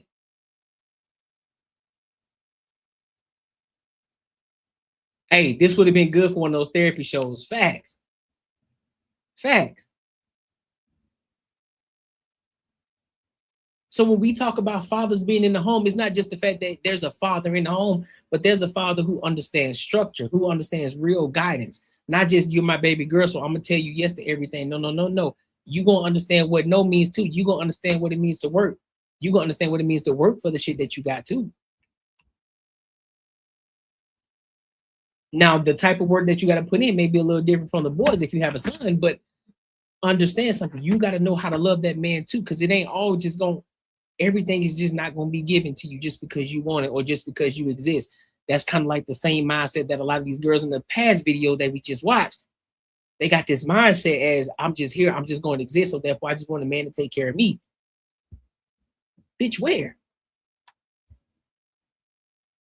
And again, it'll be the same guys who are the sucker niggas who gonna tell you yes all the time. They're not gonna tell you no. They're afraid to tell you no because they're afraid to lose you, because they don't have confidence in themselves. They don't believe in themselves enough. So like, you know what? Fuck you. I don't need you, bro. Go find another job. Go find another you. If you ain't gonna do what I say, or if you're not going to show me the respect that I'm deserved, you can get the fuck on. I might be pissed off or upset for a little bit, but guess what? I'm gonna be straight. But I'm more willing to be by myself than being in the room, but then being under somebody or with somebody who don't give me the respect that I'm deserved. So, nah, he cooked. He cooked the ass then. Damn. And she felt that. And I know Buddy felt it because he was in that bitch. He was in that bitch pouring. He was pouring. He felt all of that pain. Like, damn, bro, she ain't even giving me the box. She been weaponizing. She been weaponizing the box. She don't show me the respect. She be talking to me crazy. She be trying to compare me to her dad. Nigga, I ain't your dad. You know what I'm saying? I'm a whole nother man. I'm not gonna tell you yes to everything. I can't do everything that your father does. guess what? You ain't giving your father the box. You giving me the box. So there's certain things, there's certain access that I got to you that your father ain't got. So I need you to give me the respect that I fucking deserve. I'm gonna need that. I'm gonna need that. Nah, but this was dope. This was dope to see though. I like seeing shit like this. Yep, that's what it, bro. It's just like your teenager. It's like a teenager or another kid, bro. It's just like one of those things. It's like you trying to tell them as a parent. You trying to tell them these. You trying to tell them things. Trying to tell them. You keep trying to instill it in their mind, but it's like they ain't hearing it. Like they hear you, but they act like they ain't hear you. But then when somebody else comes around that as a stranger, they say the exact same thing that you've been saying this entire fucking time. And it's like, it's just new profound information. You like, nigga, that's what I've been saying this whole time. What are you talking about? I've been saying that. I've been saying this the entire fucking time. So now all of a sudden that this nigga said, now it resonates with you. That's crazy. But I get it though. Make sure you like, comment, and subscribe for the algorithm, and make sure you hit the bell notification, all right? It's just crazy. Listen, your savings account is robbing you blind. But don't worry, I found out a way how to make my money work for me in my sleep, and I can help you do the exact same thing. Now, this isn't no get rich quick scheme. This isn't no pyramid scheme. This isn't something just trust me situation. This is legit, and this is something that your every average day person can implement in their lives, and they can really get to a bag. This isn't a short-term play. It's a long-term play. There's a promo going on right now, so you definitely want to jump on it before the price goes up because this is too valuable. The link is in the description, and hey, let's get our money up. Let's get back to the video. All right. So give me a second right quick. Let me play this. Well, let me put this in here because I know how he get. I know how fat he be getting. You know what I'm saying? Got to tag him in. So I got to make sure I tag the video because I forgot to do it. So let me make sure I tag it. Before we play it. Tag him in the video. Him and Ilkhan Ali. I want them coming for my head. Like, damn, bro, you ain't gonna tag your boy. Like, my bad, fam. My bad, G. All right, here we go. All right, we say that this is why the women been trying to force us to therapy so damn much. They don't listen until it's an outside speaker. Yep. Whole time we've been new whatever. Yeah, that's what I'm saying. The whole time we've been sitting there like, bro, I've been saying this shit. This ain't nothing new. And was like, so I just wasted all this goddamn money to go in to sit on this fucking couch that I damn near was about to fall asleep on to listen to the same exact shit that I've been trying to tell you. But for some reason you didn't want to listen to me. Now we in here. That's crazy. That's crazy. So let's go ahead and move on to this next topic, bro. Let's move on. Let's talk about this chick who apparently she was a side chick, but she's a Christian woman. She was a side chick, and she was a Christian. She is a Christian woman. She is a Christian woman. So we're gonna dive into this, and then I'm gonna give my thoughts and opinions. But let me read this comment real quick. My parents were asking me about bank CD interest rates. I said check the cash return on the cash account with the brokerage account. Bank was 2.5% for 1 year. Brokerage account was 4.25%. No time limit. Ooh, yes, Lord. Wait a minute. All right, so let's go ahead and get into this topic because this shit was kind of crazy, man. Shout out to Macaroni Tony for sending me this and telling me to react to this one. So this will be pretty dope. So let's rock out, man. The truth. Can you elaborate exactly on which bond did you develop with these married men? We met off TikTok, and every single day on every morning, afternoon, and evening, we had hour-long conversations. Instead of arguing and going back and forth with some of the thoughts that I have, he understood where I was coming from and built up on it. The simple fact that he was listening and also guiding me and talking to him about goals that I wanted and to achieve this following year. Yeah, he had actual material advice on what would benefit me. I want to How many galaxies was he sending every show that you did? 0. So there was no financial like key showing that he actually got it like that. No, I didn't even know he had it like that until much later. Before I met him, he told me very explicitly, "You are mine, and I do not expect you to talk to any men moving forward." Did you ask, like, specifically if he was in a relationship or if he was married before, like, getting serious with him, or like deciding to pursue him? 2 days before I was supposed to meet him, he said, "Hey, I really, really like you. I can see this leading." He said I was quote unquote wifey material, but he was in a relationship and he needed me to know that. And I thought that was very strange that this grown man was telling me this. I'm like, what's a girlfriend? So I asked him, "Are you married?" And then he said, "Yes, he is married." I wanted to truly see this fully through and see what I could, not financially, but to see what I could gain as a woman, just generally, like what this could contribute. Because I'll be very honest with you, after 5 years of celibacy, I don't know, I think I was really struggling with like my self-worth as a woman. Celibacy had you questioning your self-worth.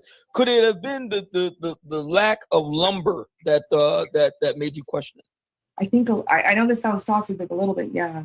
Then my body started changing in ways that I was scared. I'm talking about like You see what I'm saying? Listen. I don't know if it's just God himself. I don't know if it's just the earth be aligning. But the videos that I be playing, they all tie back together. Because I was just saying this earlier. These chicks talking about they still young and vibrant and shit. But guess what? There's a wall that's gonna hit. They're focusing on your career and all the shit that you were doing. The next thing you know, one day you wake the fuck up, things start to change. You don't know that you didn't notice exactly when it changed, but things just start changing for you. You ain't getting the same looks, you ain't getting the same D, or you ain't getting none of that attention that you was getting before. And you hit the wall, it's like, damn, where's my life at now? I've been doing all of this shit and I still ain't got no result from it.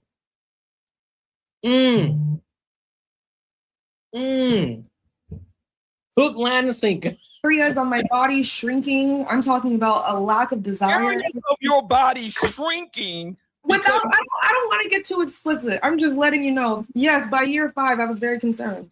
So you're saying that 5 year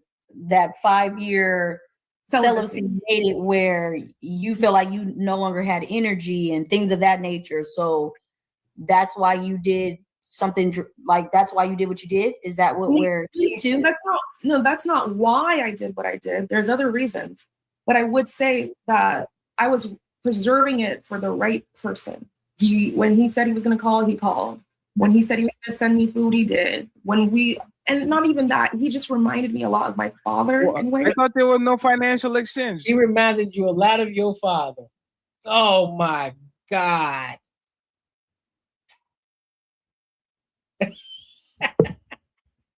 You said he was about to seal shut.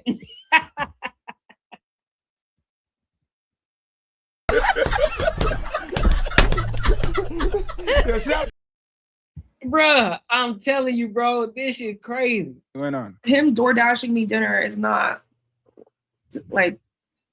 I also poured coffee one morning. Like that's not a. And you can tell me that you go from no sex to 5 years to flying out to the host capital of the planet, Miami, to get coaching to a man that you met 2 months ago. Like that, there's so much things that you can do in your area. Because you know what? You used to be a chubby girl. Now you got a little bit slimmer, so you look better. I know you're getting attention in the gym. I know you're getting attention at the job. I know there's men that probably wouldn't look at you now that are giving you that kind of attention and all that.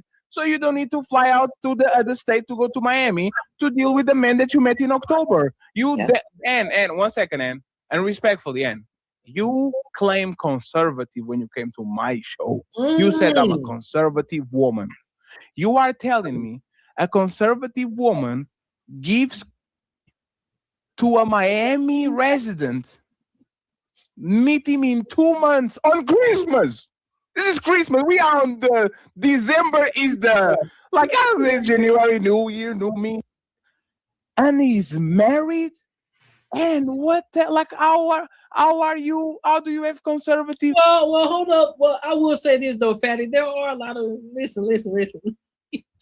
There are a lot of right-leaning women or conservative-leaning women that are glorious side chicks. That's for sure. Gotta be honest about that. Listen, gotta be honest about that. There are a lot of them that they play that role very well. They play it very well. They're very conservative. They can fly under the radar. You wouldn't notice them at all because they're very conservative. They ain't out there like that. They out of the mix. They stay out of the way. You wouldn't even know that they be getting to it. You wouldn't even know. You wouldn't know. So just because they're conservative, that don't mean that they ain't no side chicks. Values when it sounds like you kind of being a little bit loose with it. We talked about marriage. I told him on day one, I'm looking for someone to marry and give 4 children to. And he was like, okay, cool. But why would you make him prove what he's saying? If you're saying as the woman, you want to be married with children, right? And you've been celibate for 5 years, why would you throw all that away and be intimate before the marriage? That is where I would say I probably failed the most. This whole experience taught me how quick I was to disregard my own boundaries and disregard God. I wasn't listening. A lot of women have repression. They have shame. I'm one of them. And how do you have shame and how is it shame and if I said, oh my God, I'm so shy, right? And you found out I met somebody in October, flew out to another country in December, gave him some ate some ass, then come back home to a married woman, and then I go to a national televised show to ask, I need advice on how to be a better side chick. How are you shy? How are you shameless? I'm curious as to the changes that occurred. What shrunk? The size of the clitoris shrunk dramatically. So your whole vagina. Why? So your entire vagina. Not my whole vagina. No, seriously, David. That was crazy. I'm not feeding. I'm talking about the plumpness and the size of it. It shrunk. I don't think. So the part you can see. There's other. I mean, like, yes, the labia and the clitoris had shrunk dramatically. Okay, yeah, but that's okay. Cool. So non-use made the shrink up. As the medical professional on the panel, we got a medical professional. What did you say, Beam? What is that called? That phenom called? Yeah, he can do it. No. Okay, somebody's hey, fantastic. Somebody's calling it Ozempic vulva. Do you know when they say when men lose weight, they gain inches, right? Because like there's less fat, so they kind of be longer. I think you were just swollen. You were just fat, and now that your is not fat anymore, you lose weight. No, I'm Fat Mao has come back to her initial glory after it's been used. So you say, after you guys, it's swollen up. You say return the glory. I'm not saying it's swole up. No, I'm not saying it's swole up. What I'm saying is it was over a period of time. It was shrinking. I was very concerned after meeting him. Then he finally got to the bottom of that my body changed, and it went back to normal. And we all watched the movie, and like you're not saying nothing that we didn't saw beforehand. Like I remember this, and like we all saw the movie. That's what we understand what's going on. Please. It's for the people that are 2000. I'm not telling you anything ever again. I have a question for clarification purposes in the timeline. So y'all were talking for a couple weeks. You were on your way to Miami in a couple days, and you mentioned earlier that he told you that he was married 2 days before you flew out to Miami. That's correct. And then you flew out, and then a couple days after, you found out he was talking to other women. No, it was about 2 weeks later. Okay. Janae. Maybe it's my English. The timeline is what exactly? You found out 2 days before flying that he had a wife? Correct. That's correct, or am I tripping? Yes, he was the one who initiated the conversation and said, "Look, I really like you, blah blah blah, wifey material, blah blah blah. But I need to let you know if I tell you this, it's best to tell you this now and not just throw it on you later. I'm in a relationship." He didn't even tell me he was married, and so I asked him if he was, and then he confirmed yes. I'm calling you out. I'm so sick of these people. You know, why did you get on that plane? Why? So you found out initially. No. Hey, Janae, I'm sorry. Hey, Janae, great investigation, Janae. I'm proud of you, Janae. So you found out while you were on your home state house facilities. Yeah, I had told my dad. I was so excited. Yeah. And you got on that plane, still landed in Miami. You shaved your legs, shaved your. Okay. We don't need to. Like, you are telling me that you still did it. My question is, now that you had the information, why did you still went ahead and do it? First and foremost, like I said, I wasn't excited that I was unhappy to hear this, but I also wanted. It's actually 4 reasons. First, I believed, based off of prior conversations, that there could potentially be an outcome where I became a second wife, and I would be okay with it. What? I come from a culture. Bro, what are you talking about, man? My grandfather had 5 wives, 20 children. I've seen it. When you are a man of certain means and provision, you have discretion. So you are telling me these foreigner men with an apartment in Brickell, which is one of the most expensive areas in the United States, came up, you know him for 2 months, right? And you already trying to get to meet your parents, and you gave him, even though he had the wife and all that, and that's money. And No, AN. Yeah, all these men. Why she got them ears on? 44. And he was and I don't know if you're gonna see this video or not. If you do, I just gotta ask a question. Good P community. Hold up. Hold up. I don't know why this didn't even catch my attention from the jump. Why you got good P community? What does the P mean? If the P is what I think the P mean, shorty, what you got going on? What the good P mean?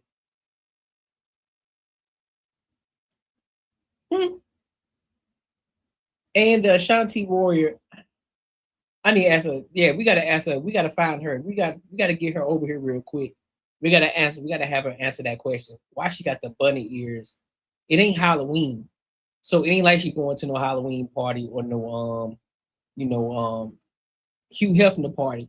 So why she got them bunny ears on her head? I'm just curious. Just asking for a friend. 7. If he would have told you got to buy your own plane ticket, would you have went? Yes. Ali, she's a passport seat. She's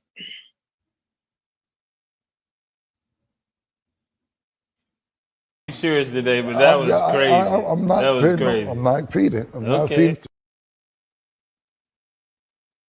feeding. How much money? What does this man do for a living? Okay, so he's a CPA. He's an accountant. He also does. I'm hoping it means something else. That's what I'm saying. I'm hoping it means something else. I think Bitcoin, like he was mining Bitcoin. That's what actually earned him. No. He does a lot. The thing is, he has multiple streams of income. That's what I know he does. How did you find that out? How did you find that out? Did you ask him to disclose? All of a sudden, he said, "You know what? I have multiple streams of income. I do all of this." We were on FaceTime. He was in his home, and he was at his house in his home country. We were on FaceTime, and he was in this lab with all these different types of computers that are at least $10,000. You knew he had money. How'd you know it was $10,000 each? Because I'm an engineer. You know, when the screens are curved. No. Answer this question. Ali, that's hey, and 1 second. You said this. I didn't know he has money. You said you are an engineer and you know exactly how much all those computers cost. Yeah. So Ali's asking you, and Ali, give him credit. You knew that he had money before you got on that plane. I have a follow-up question, Ali. I have a follow-up question. Have you ever had a poly relationship beforehand? No. She said no, fatty. But as soon as the money pulled up, now all of a sudden you are open to share your man with Hey, that money be talking, bro. The money talk. I don't understand your logic.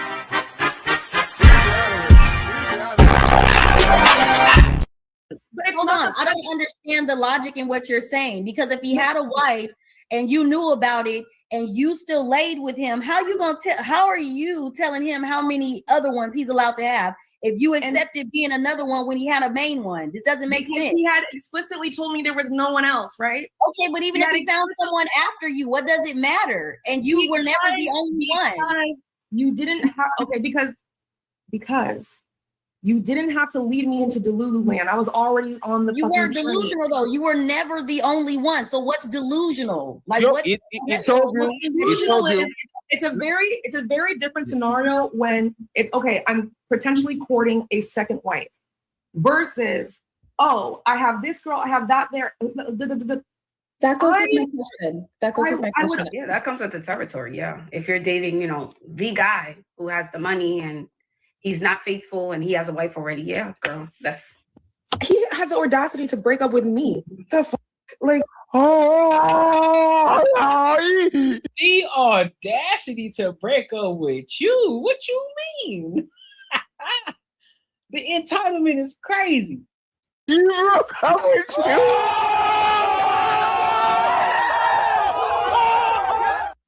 And you pretending that you that was all upset and left the man, and he was the one that actually broke up with you.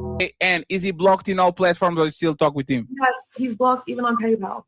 Okay. Oh, even on PayPal. That's interesting for somebody that never got money from him. So no, I don't need an explanation. This is not important at all. The man actually was the one that pushed you out. If he played along like most lover boys do, and he actually was selling you a dream and says, no, I have several women on my roster, but you are special and I love the bunny rabbits and all those things. Would you put your foot down and say, this is inadmissible, I need to bounce? Or would you stay there and give that man a chance? I would stay. And I would compete. So Anne, did you break up every standard that you had for that man? No, not at all. But hold on. The things that mattered, right? Like if my objective is marriage, and then I'm giving you such a big gift, like this is a gift that like y'all. And how much money did you spend on it? The money. Hold on. Money's not. Because it's not about the money. The money is minuscule. For a woman who's not even like you're not obligated to. Yeah, it's kind of a big deal for me to spend. And you said you stopped your 5 years of celibacy for this man, right? Yes. All right. So this is what I'm trying to tell you, and this everybody. Since we ain't got no. Well, I ain't gonna say we don't got no. Go ahead. Listen, the vaginalysis is mother here. Okay, listen, baby. In that time frame, 2 months, how many times did you guys engage in physical activity? I'm not answering that question. More than one, like I knew. You don't have to answer. It was one time. It was one time. Only once. Mm-hmm. So now let's say what it was. She lying. I don't believe that. Because he said, it's more than one. Now you ask, oh no, it's one. You lying. Because how come you could just say that right out the gate? How come you just didn't say that? Like, you know what? It was one time that we did it. But because he go ahead and threw a number on it, and it was either you were gonna concede to that, or you can correct and say, no, it was one. You're lying. Okay, so 5 years. I say you're right. 5 years, you forsaken all men, all sex, whatever. Correct. He did this thing that you call sold you a dream, love. He sold you the ultimate dream. Somebody asked this question. I just want to ask, please don't over explain. Did you look better than his wife? She's a pretty girl, but she doesn't look like me. How do you know? Oh, 1 second. How do you know how she looks? On WhatsApp, he had their picture, and I was like, "Oh, that's your wife," and then he immediately changed it. Wait. We were talking, you know, pretty regularly. He had told me he had a wife. I was still, and then he said, "When I'm with my wife, you cannot do certain things. You have WhatsApp if you want to get in contact with me," because his wife goes through all his. That's what he claimed. So on WhatsApp, we have a thread, and you have the ability to put a profile picture on. It was of her and him hugging. I was like, "Oh, that's your wife," and then he immediately changed it. So you are not a sister wife. You were a side piece. What the hell? So you were always the side piece, because sister wives don't have to be eaten from each other. Side piece need to be eaten from the wife. If I'm giving you a very concrete, so hey, eat me on Snapchat, okay, not on Instagram. You were always the side piece because he's trying to hide you from the wife. What is this? That is Well, exactly. to be clear, before he told me he had a wife, I called him. He has my dad's phone number. I did not think that was the case. Once he told me what it was, he also said you cannot call and do certain, like, suddenly he put me on like a program. Here's the thing. His wife is from Trinidad. She did not marry him with the intention of there being a second wife, right? He told me, so when we were talking about this whole thing, he said, "Okay, this is something I have to introduce to her a year from." Like, I need to earn more money. Like, he was. That's because you're the other woman, and he's not a poly man. Like, what are you not understanding? I'm not understanding. Very honest with you. He feels like if I'm cheating on my wife, and I'm sure him and his wife already get into it, or he just feels like family life is already hectic enough for him, he needs an escape. He's thinking if I'm with my side chick, it should be very easygoing. I shouldn't be arguing with my side chick. I will argue with my wife because that's why I put a ring on their finger, but not the side. No. You're supposed to be there to make life easier. Things should be seamless. We should be having sex, fun, going out. You sound exactly like him.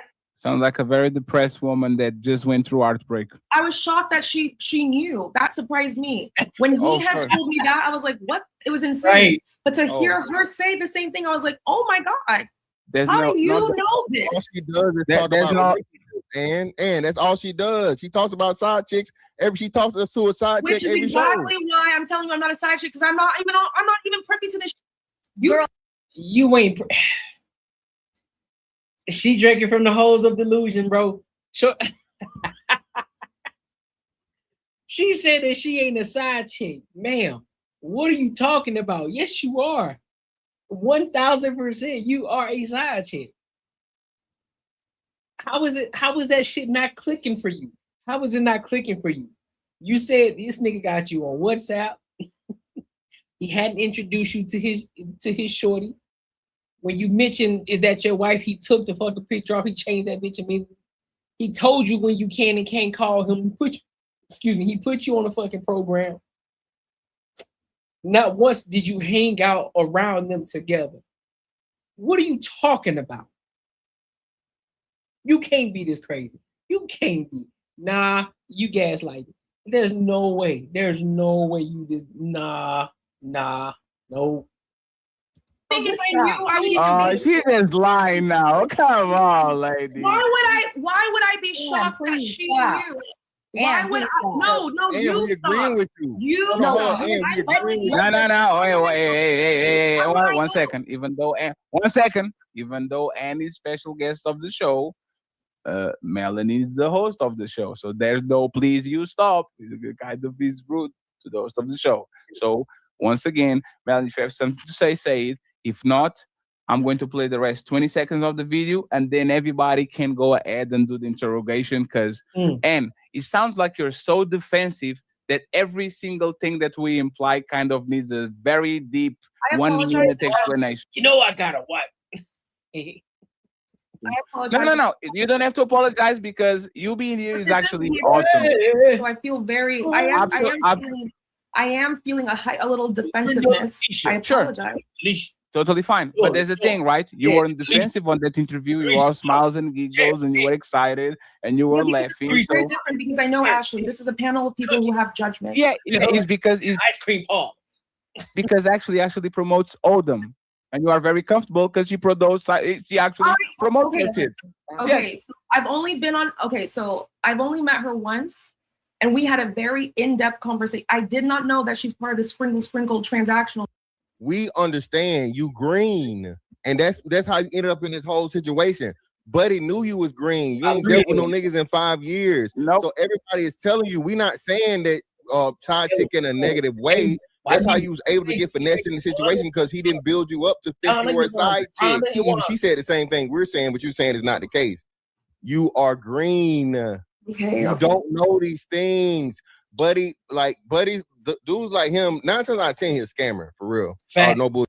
I don't buy none of you telling me. I mean, he's in Miami, so I know that. Let him finish. Love, I'm trying to tell you, Atlanta, Miami are scam central. Those are two of the biggest scam capitals in the country. And he African. Mr. Fantastic is giving you the utmost benefit of the doubt, like, oh, he sell you a dream. You are a person with the addictive personality. Once you get hooked into something, you just go elbow from the top of the corner. This man had to sell you nothing. You, even after all the shenanigans, all the bullshit that you actually found out over and over again, you never turned ahead and do a U-turn. You kept going and going and going and going and going. I have a wife, I'm going.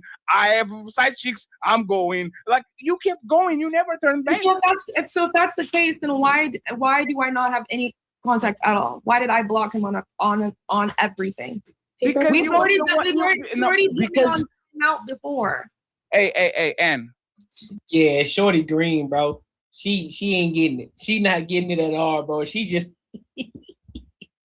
she not getting it. She don't understand. Listen. Shorty, he got you. He got you. It's okay though. It's okay. Don't worry. You good. You blocked them off. Move on. Just remember. Now you got your red flags. Now you see what not to do. What not to fall for. You bugging. But make sure y'all like, comment, and subscribe for the algorithm, and make sure you hit the bell notification.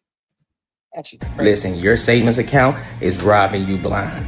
But don't worry, I found out a way how to make my money work for me in my sleep, and I can help you do the exact same thing. Now, this isn't no get-rich-quick scheme. This isn't no pyramid scheme. This isn't something just trust me situation. This is legit, and this is something that your every average day person can implement in their lives, and they can really get to a bag. This isn't a short-term play. It's a long-term play. There's a promo going on right now, so you definitely want to jump on it before the price goes up because this is too valuable. The link is in the description, and hey, let's get our money up. Let's get back to the video. Hey, yeah. Let's get to it. So, before we move on, make sure you tap in. Make sure you tap into the Patreon. Make sure you tap into the Patreon. Become part of the Earn Circle. Group up with a ton of people who like to rock and who want to build a community together. All right. Link is in the description as well as pinned in the comments. So look, let's go ahead and move over to this next topic of tonight. Let's get on. Let's switch some gears. Yeah. Let's switch some gears real quick. Let's talk about money, man. Let's talk about money in AI. Let's talk about money in AI and how you can profit from AI. Now, mind you, we're gonna listen to this woman named Courtnee Sanchez. I don't know if y'all know who she is, but she's one of the ladies who was well known for purchasing businesses. You know, like the businesses where people who have been in small businesses that have been in business for a long fucking time, and it's only been one owner, and all you have to, they just want to get it just done. They want to retire, and so they sell their business for cheap, and all you do is come in and then do what you got to do for the business. So she's been well known for that. She's been doing her thing in that. So I guess you can consider her a guru, so to speak, but she's making a hell of a lot of bread doing it and teaching and coaching people as well. Now she's talking about the AI bubble and how you can profit from it. So let's hear from her in regards to what she's talking about, and then I'll give my thoughts and opinions as well, or commentary, so to speak. So let's rock out. Now in AI. But most of these AI startups, they won't last more than 18 months. So where is the real money being made? Let's dive into it and learn how you can become rich without writing one line of code. Section 1, the 6 tiers of AI. Here's your 5-minute MBA in AI. Tech Coach Ralph at? This is perfect. I need Tech Coach Ralph in here.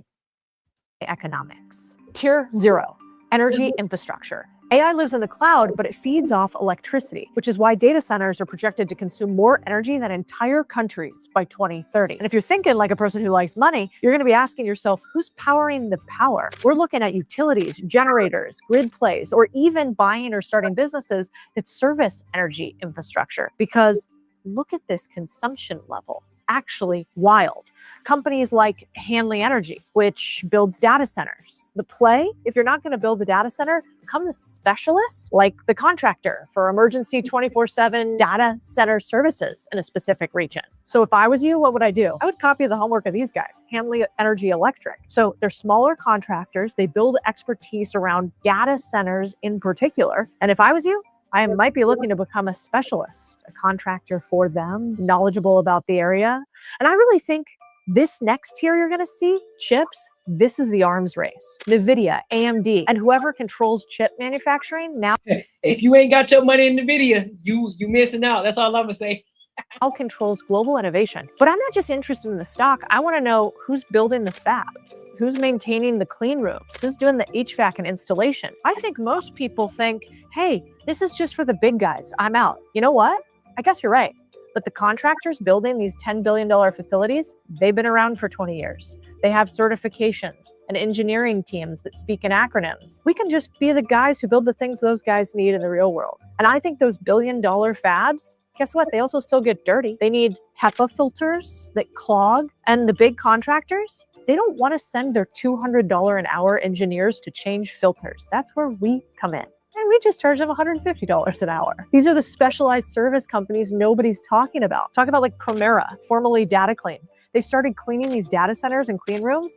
Now they're the go-to across the entire industry. So like do one thing obsessively well, keep mission critical environments particle free. You don't have to know a ton. You just have to show up with a shop vac and say, I clean good.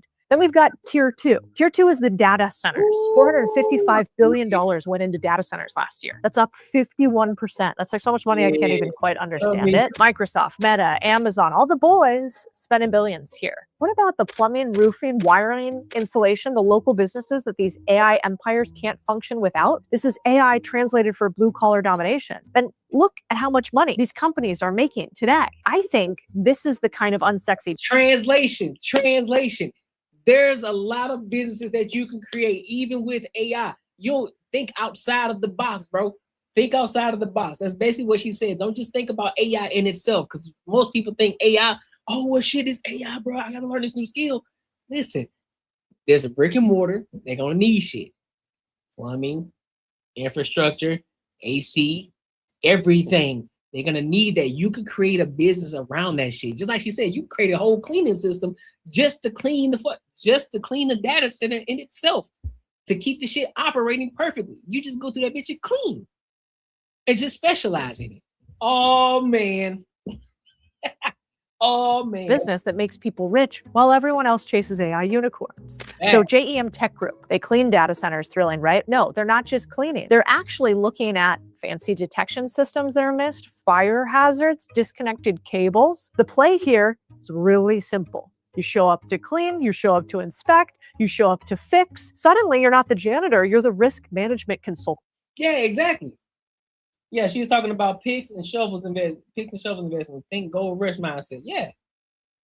And guess who gets paid a lot more? The risk management consultant. I think people in this space are going to make an ungodly amount of money. This is the picks and shovels of the AI industry, and nobody is talking about it. Tier 3 of AI, we've got foundation models. This is where the big dogs play. OpenAI, X, Google, Anthropic. These are like the oil rigs. Big money, long timelines, uncertain returns. You and I aren't going to invest there. Most people watching, we can't compete. But you don't need to build the oil rig. You just need to sell the fuel, tools, or whatever, tacos, to the guys on it. I agree with what another investor, Elizabeth Yin, said. The typical early AI startup They're burning, aka spending $500,000 a month. A lot of this is on GPUs. If you don't know what that is, it's basically like a super fast calculator built to do thousands of tiny tasks at the same time. You need that in order to power your AI. At this pace, if you even had $10 million as an AI startup, it only buys you 20 months of runway, aka ability to live and still survive as a company. But during that period, that's no profit. Because the problem is you have too many users and each one costs you money. So OpenAI hit a $300 billion valuation with revenue growing from 3.7 billion to 12.7 billion. But the caveat here is that the training costs for these companies, they grow exponentially. And so future models are going to cost them billions of dollars to train. Think of this like the plumbing layer of AI, orchestration tools, APIs, deployments, frameworks. It's like the AWS, the cloud of AI. It's not sexy, but neither is Stripe or Datadog or MongoDB. And yet look at how much money those companies are worth. Multi-billion-dollar businesses because they make everything else work. I think some people are worried that bad things will happen here, that the big tech and AI companies are all, well, sleeping with each other. Take a look at this chart from Bloomberg. I think it means they actually are all sleeping together. You know, these companies are servicing one another. NVIDIA and AMD are investing in companies they sell to. Anthropic together. You know, look at that right there. Investment right here. Investment right here. Investment right here. Big time. You could invest in Oracle, but you have to do a little bit more research into it. But I would say you would be better off investing in long term. You'll be better off investing in NVIDIA long term. These companies are servicing one another.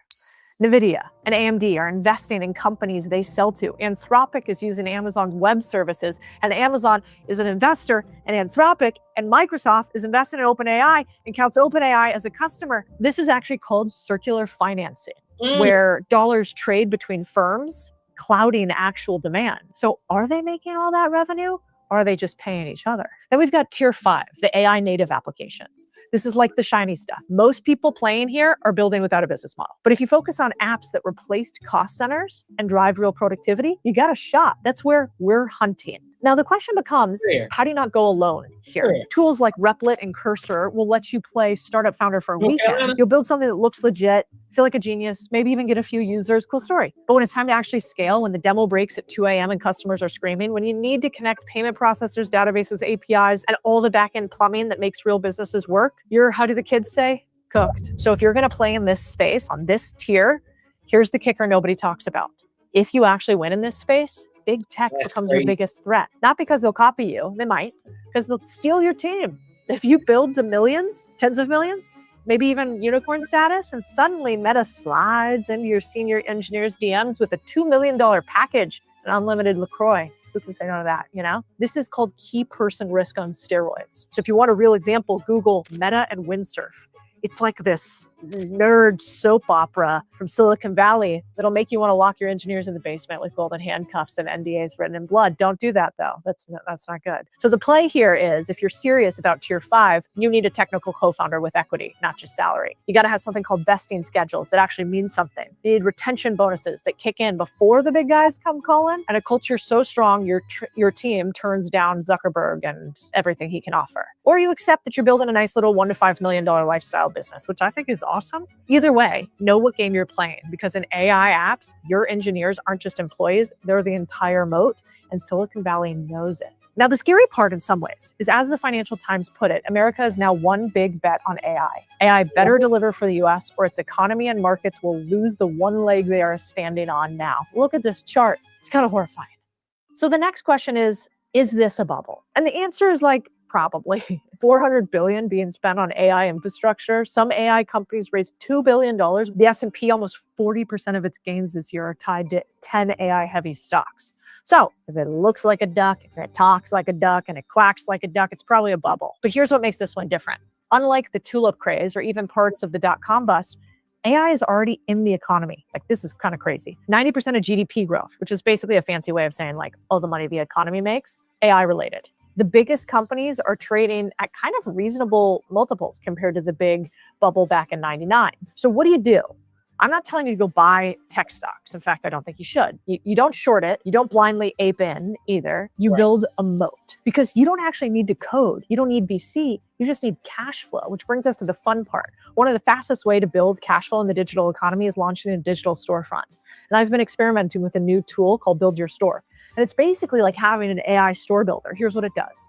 You tell BYS what niche you want to target, and let's say pet grooming or home office upgrades.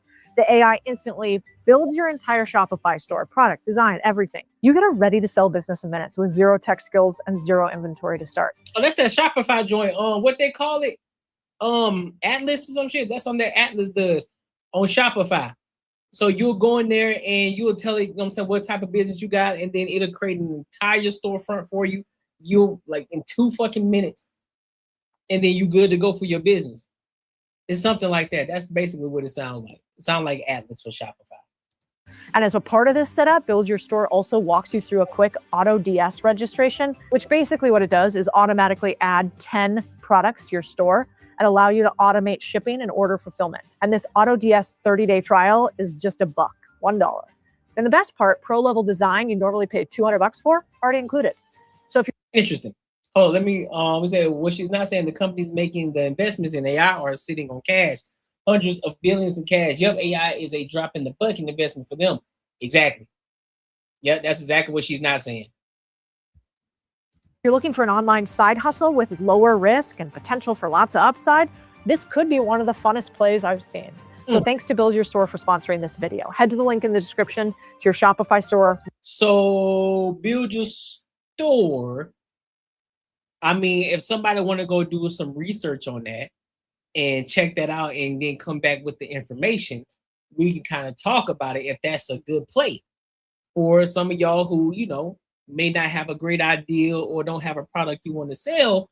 However, you can maybe use this and then you can start making you some money on the side, and it might start, you know what I'm saying, might help you just start making a little bit more money so you can invest in the Patreon where we can continue to keep growing and building. You can come over there and teach everybody else. Just saying. But hey, let's move on. With Build Your Store AI today. And now it's section 3, how to profit either way. So whether this thing pops or rockets, here's where the money's made. 1, you could leverage AI for margin expansion. You already got 2 stores online? Oh, hell yeah, bro. This is a fancy way of saying make more money in your business. AI is a tool, not a business. So in our business right now, and in the 14,000 people we teach how to build more profitable businesses at Contrarian Growth Boardroom, we use agents to automate customer service and admin, pre-qualify. Oh, sorry, y'all, hold on. We say the girl with the Shopify loan was getting robbed at 17% interest. Her benefit was paying back per unit of sale and access to capital. Shit.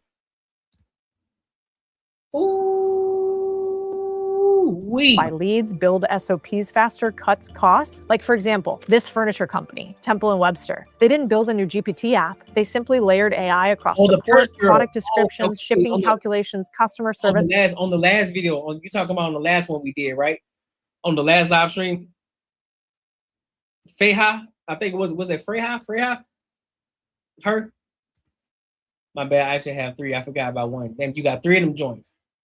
Yeah. I like that. So 80% of interactions are now automated. The result was costs are down 60%. That means that they're making 60% more money. 2, buy boring, serve AI.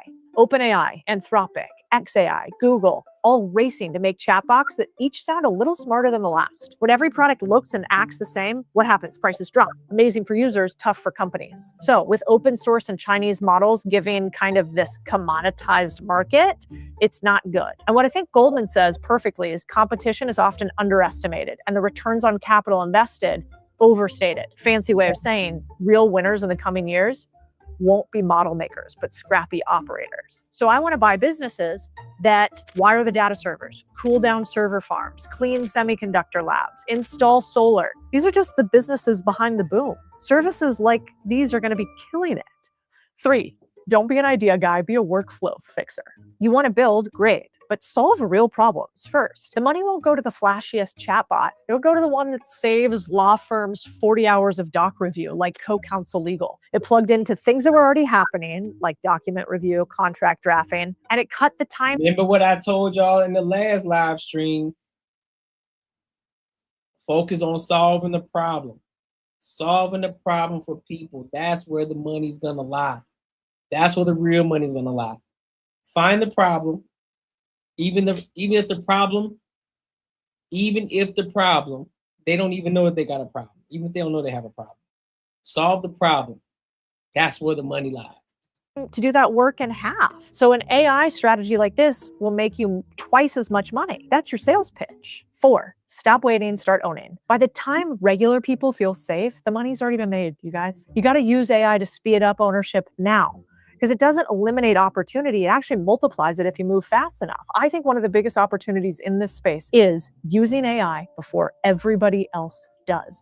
People take their time to figure shit out. An underrated bottleneck in AI isn't computing power, but human creativity. Companies can sell you endless new models, but if you don't really know how to wield them, then what good are they to you? The real opportunity, learn how to apply these new tools in ways that actually make you more money. Harvard and Stanford found out that some workers are spending more time correcting AI output than doing actual work. McKinsey found 2/3 of respondents say their organizations have not even started using AI. So if you can get ahead of these trends, you're just gonna make more money.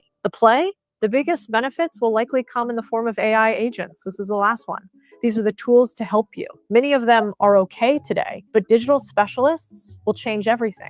Agentic AI understands goals and can actually plan for you. They can make decisions, take initiative without constant human direction. This is all from Vista Equity, one of the smartest software companies in the world. So for you, that will eventually mean having a little team of workers for you in AI.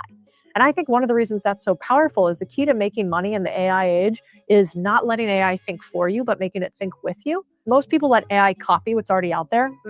You be original, you move fast. AI can only generate, but you can direct.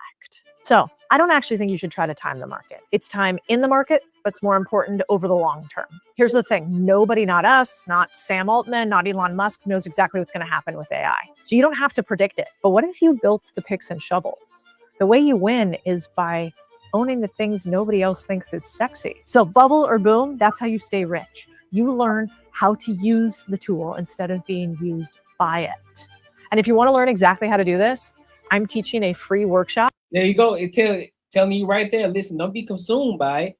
Use it as your assistant. Use it as a way to help you guide and help you streamline what it is that would take you 2 to 3, 4, 5 fucking months to do, and help you streamline it to minutes to help you get to what you're trying to do. And also don't focus, and that's why I said she's heavy on stop focusing on the glitz and glamour, focus on the shit that's boring that most people are that overlook. That's where you're gonna make your money. And so it's really one of those things, it's like niching it all the way down. That's where the money is. You focus on that. So shit, hey, listen, I got a lot of things. I got a lot of things that I got coming in the future, bro. I got a lot of things, but I can't put too much on my plate at one time. I really can't. So I gotta focus on one thing at a time. But I do have a lot of things. I got a lot of ideas. I got a lot of things that I want to do. So that time is coming. That time is coming. And that's one thing I want to make sure that we do too. It's not a race, because I know a lot of people think about, oh well, you got to do this shit now. You got to jump on it now. Yeah, but at the same time, you don't want to jump into some shit. The next thing you know, you're not gonna know what the fuck you're doing, and then you're gonna end up losing all the momentum that you was doing over here on this one side because you're too busy trying to focus on this shit over here. We'll get there. Make money doing things people can't do or aren't willing to do. That's a fact. That's where the money's like. That's where the money is at. Yep, it's a marathon, not a race. That's a fact. A lot of people get caught up in it. Because what's funny is I saw a video from Gary Vaynerchuk, and they were talking about what he basically was saying. Like, listen, man, a lot of y'all be talking about y'all in y'all 30s and shit. Man, you still a child, and you worried about where you are not at yet, and you too focused on what everybody else is doing. You ain't even running your own race right now. You ain't even focusing on your own shit because you trying to compare yourself to a LeBron James when you playing basketball, or you trying to compare yourself to a Mark Zuckerberg, and these niggas are a part of the 0.00001% of people in the world, but you too busy trying to compare yourself to them.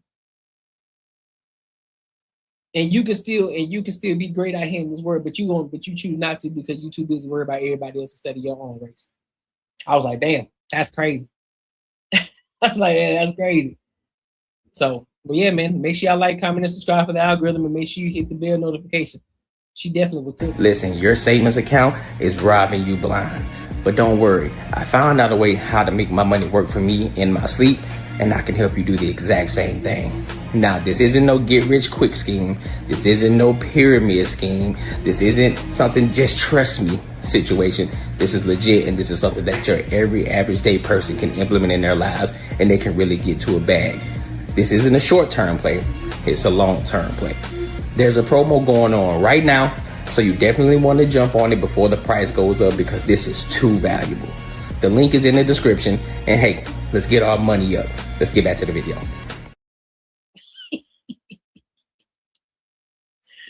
I was just saying though, I had to throw it out there, bro. I had to throw it out there. I had to throw it out there one good time. I had to. But before I dive into the next one. Nope, that's not what I wanted to show. Well, why is it playing right now?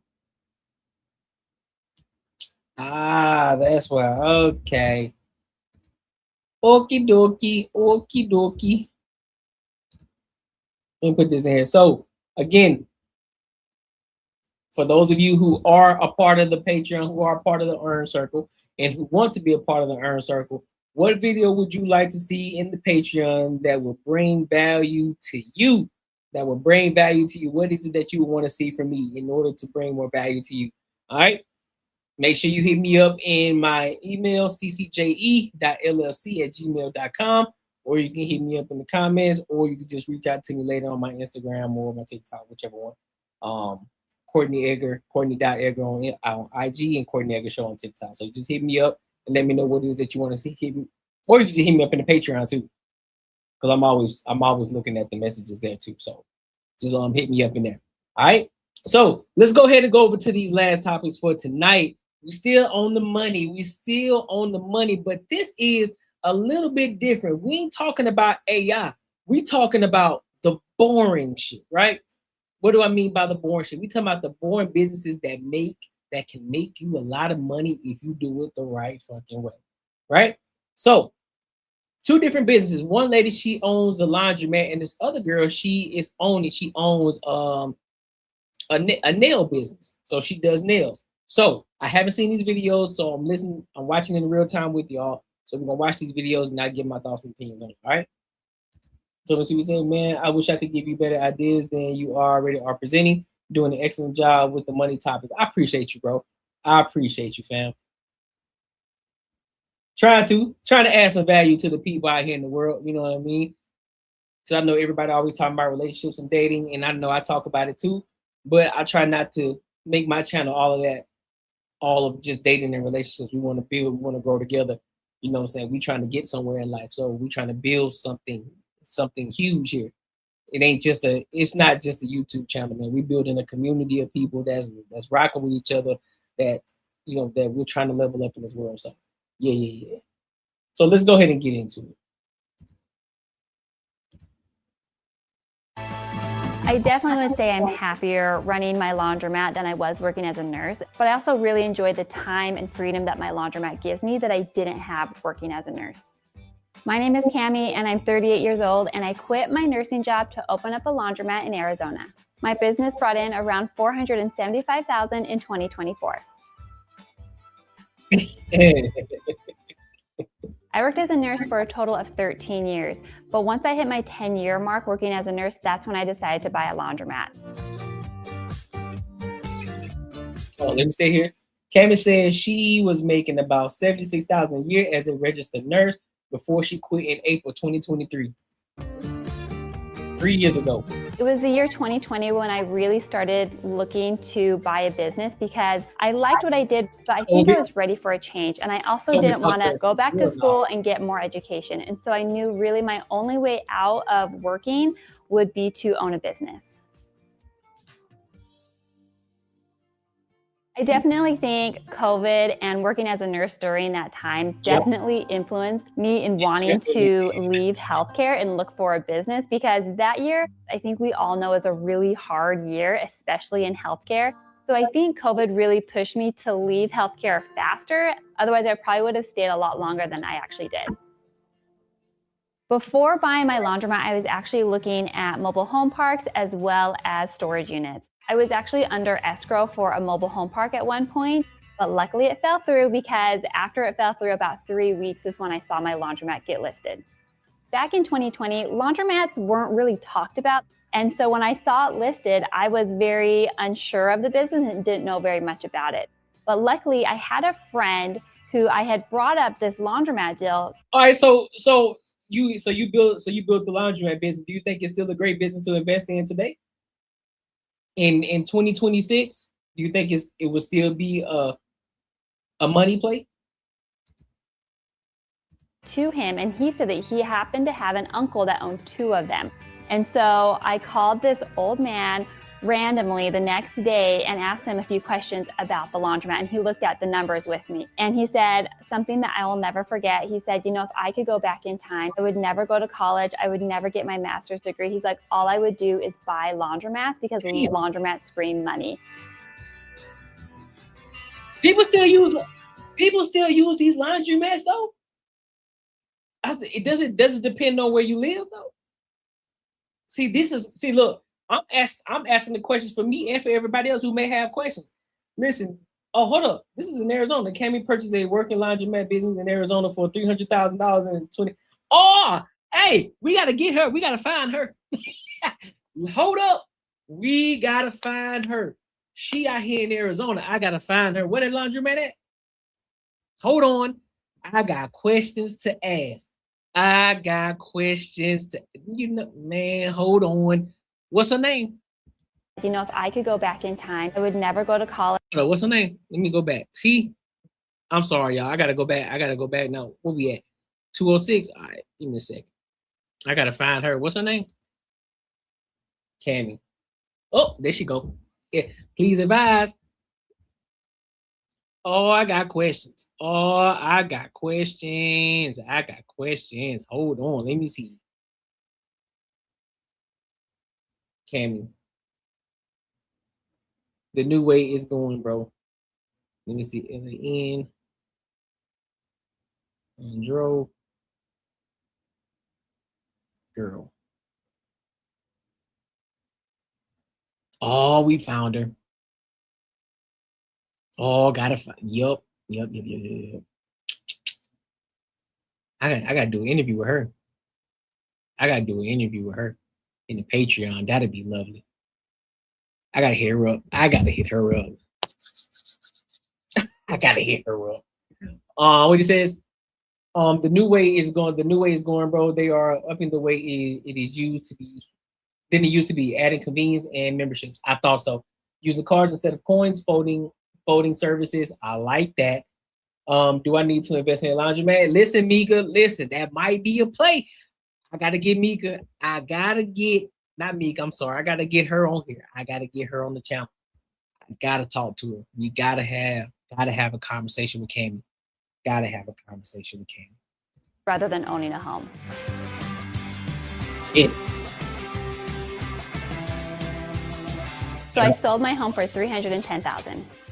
It wasn't a fully paid off home. So I took home $150,000 of that $310,000, paid off what was left on that loan, and then put that $150,000 towards the down payment of my laundromat. But I also had money. All right, so listen, I like engaging y'all with this too. So I found her IG. What should I send her in her DM to get her to do an interview with me? Because listen, in the interview, I got to go ahead and give y'all a play. So if we can get her for an interview, the play would be, I'm going to ask her questions that's gonna also answer the hard questions. But it's gonna be Patreon though. This gotta be Patreon. I'm gonna make it public and private too. So the public aspect of it, you know what I'm saying, you'll get the surface level shit, but then we'll deep dive in the Patreon. And so that's what should give all the fucking game. Listen. But I need a message to send her though. So y'all gotta help me out with that. Y'all gotta help me out to what message I gotta send her. Because I gotta listen. Y'all think I'm playing. Y'all think I'm joking. I got it up. I'm ready to send it. I'm ready to send it. Y'all think I'm playing. I'm dead ass over here. They also partner with food trucks and food. That's what I'm saying. And then you get the Courtnee Edgar show. Hey, listen. You up? Is Courtney? Nah, bro, I ain't gonna do that. Ain't gonna do that. Hell nah. Me saved, so I put the rest of the $50,000 towards that down payment to purchase the laundromat. Okay. So we seller finance the remaining $100,000 with a 6% interest rate over the next 2 I years. need y'all help for real though, man. What should I send? How should I send this message? What if it's paying off the seller's loan in October 2020? So when I bought my laundromat, the plan wasn't to ever leave nursing. It was more of I would just go down more in part-time at the hospital and work on my business more. 30 hours a week and nurse while running the laundromat. Okay. 4 hours per week. So right now I'm only working maybe 5 or 6 hours a week. I also am hesitant in telling people that because that's not how it was 5 years ago, 4 or 3 years ago. I was working a lot more hours in trying to grow this business. But since then, I've been able to hire employees, incorporate more systems to be able to remove me from the business more so that I can focus more on growing the business and not working in the business. Thanks. When I walked into that laundromat the very first time, I knew there was a lot of value that I could add to the business because it wasn't exactly pleasing to the eye. The first few months of owning my laundromat, I went in and did a lot of renovations to make it feel more homey, more welcoming to those customers walking in. I put about $20,000 back into the business to do some minor renovations. When I bought my laundromat, it was a regular self-serve laundromat where customers walk in, pay to use the machines, and then walk out to do their laundry. About 6 months after owning my laundromat, I had learned about this thing called pickup and delivery, and that. And then look, I'm gonna send a screenshot. Then I'll send her a screenshot, letting them know I'm actually doing a review on her shit. Yeah. I like that. Let me send it. Let me. I gotta take a picture of it now. Gotta take a picture of it.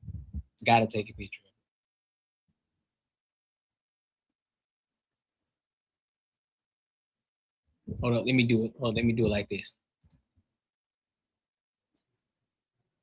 That ain't what I wanted to play.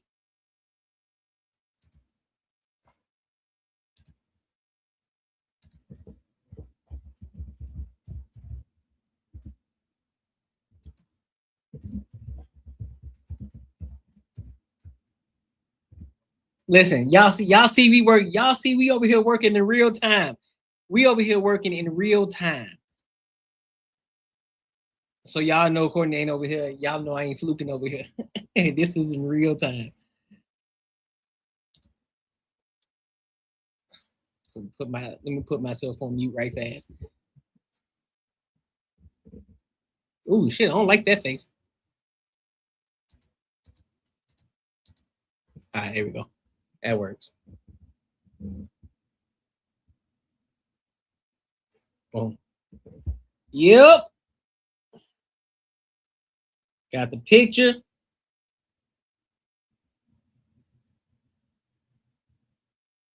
Oh, let me crop that little joint out real quick. All right. Cool. Got that. Let me see what you say. You say I came across your story. Show her the money maker. Dog, you crazy. With the money maker is the smile, bro. That's the money maker. I come across your story on blank. I'm interested in interviewing you and picking your brain about the laundromat business. Your story is inspiring. I like that. I like that. I got the picture already. So y'all think I'm playing. He said when I wasn't smiling. I'm smiling now though. Listen, we gotta get her on here.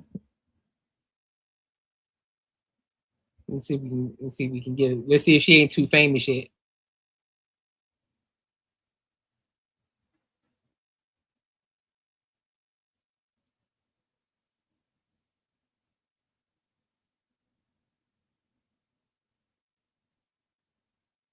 What's it called? CNBC. That's CNBC, right? Yeah, that's CNBC.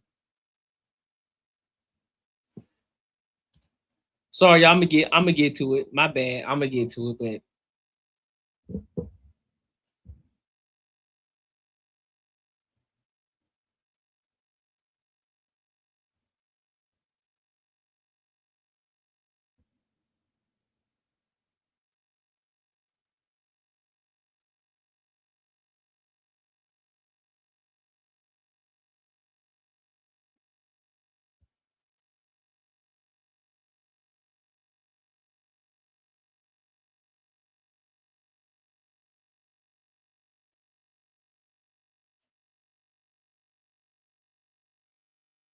yeah, I'm definitely using that while I'm in AZ.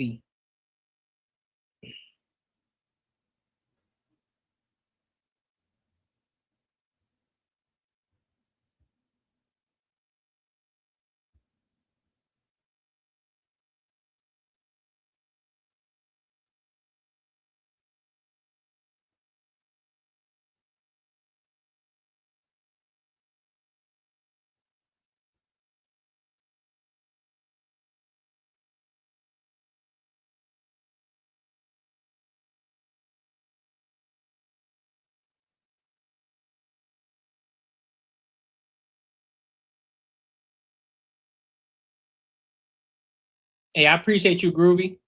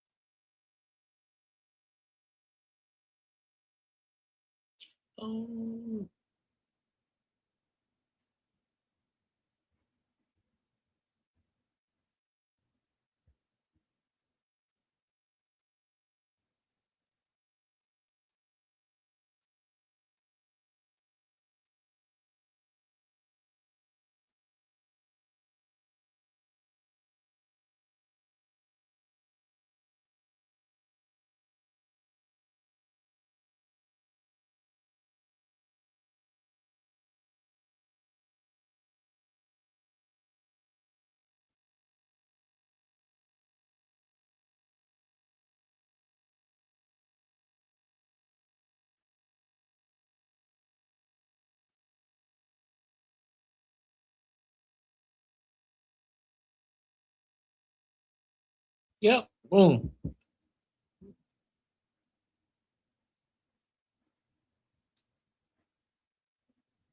Sent the picture. Yep. In the game. Y'all think I'm playing? I said that bit. We good. I said that mug. I'm not playing. I'm not playing. I'm not playing. I'm not playing. This thing called pickup and delivery, and that is where we go out into the city, pick up their laundry, bring it back to the laundromat, process their orders, and then return it back to them just a few days later. I added the pickup and delivery service in April of 2021. This iron is probably one of the best decisions I've made in owning my business. And the reason for that is because we've been able to grow my pickup and delivery of those table linens and napkins exponentially. So wedding season is definitely our peak season here at the laundromat. I'm gonna say in May, the chemist switched her machines from accepting quarters to taking card payments. Okay.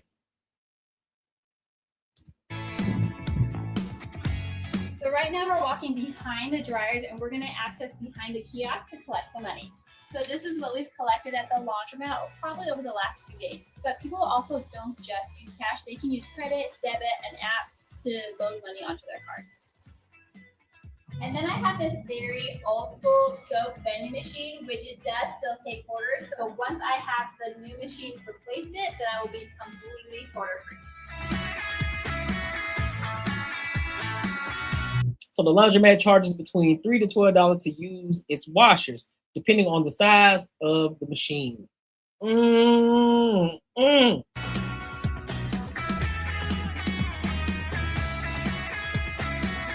Its dryers cost 25 cents per 7 minutes of use.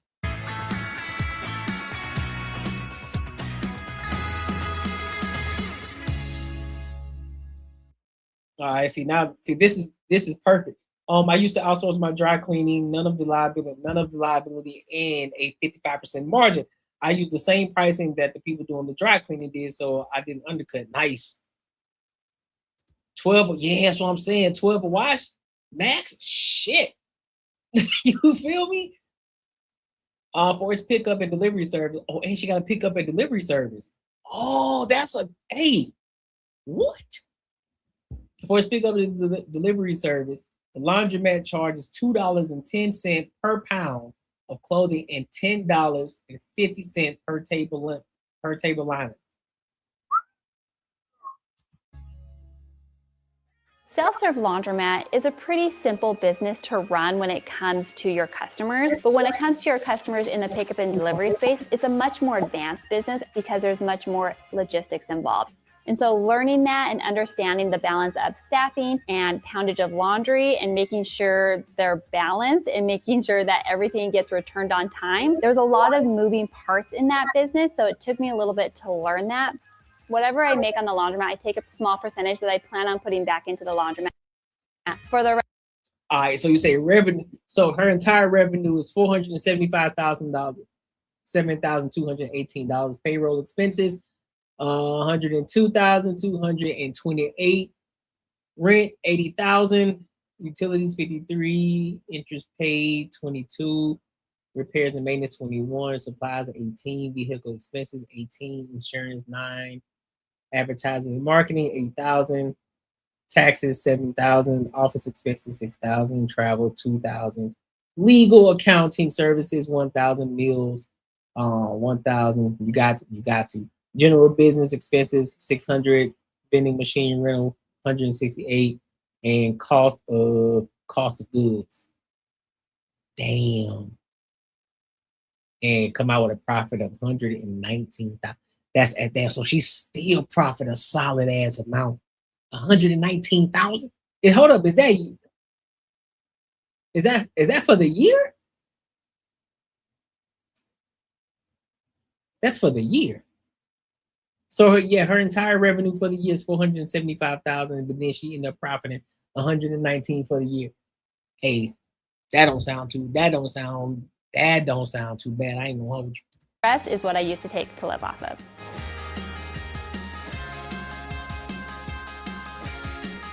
Yep, exactly. Yep, she needs to focus on buying and the building and the land. Yep. So I have a few loans on my laundromat. That includes my washing machines, which I purchased new around 2023. And I also have 2 vehicles that I use for my pickup and delivery service. Okay. So at my laundromat, I also have a sublease. So this sublease also pays me rent, and this sublease is a salon. So he pays me rent every month.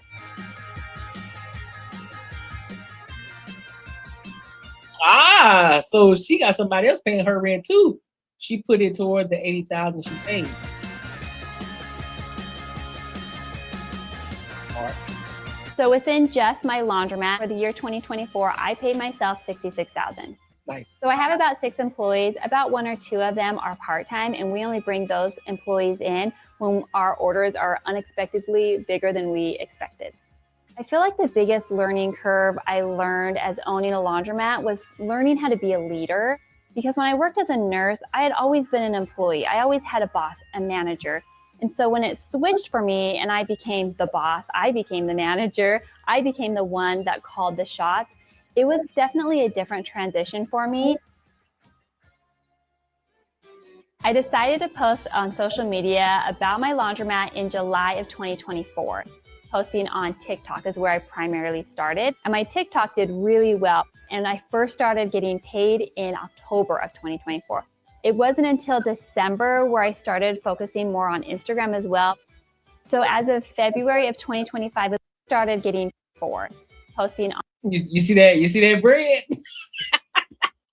You say, hey, you see that? You see that bread? They making bank. You heard? On TikTok is where I primarily started, and my TikTok did really well. And I first started getting paid. But mind you though, that's just the cash portion of it. That ain't even factoring in the cars that's being paid though. That ain't even factoring in that. The people who use their debit cards. That's just the cash aspect of it. Multiple of bags, a multiple. In October of 2024. It wasn't until December where I started focusing more on Instagram as well. So as of February of 2025 is when I hit my very first month of making more money from social media than my laundromat. And since then, it's continued to stay the same.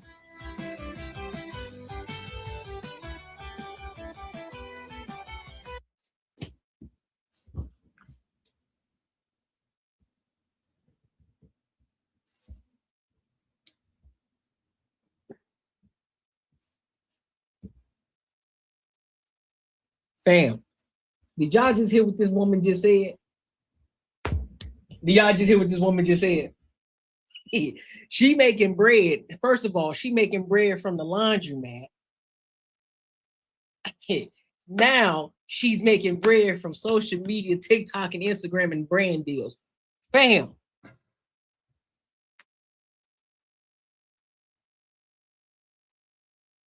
And she sells a $27 a month community subscription on buying and owning laundromats. $27 a month. I just went on her page. It's that it's called School. I'm pretty sure y'all heard of School. We got many people, they doing courses and shit on there. She making bread, bro. So she has, let me go back to it. So on Instagram, she has 446,000 followers. 446,000 followers. On TikTok, she has about the same, 465,000 followers on Instagram. I mean, in Instagram and TikTok. She got 3 homes.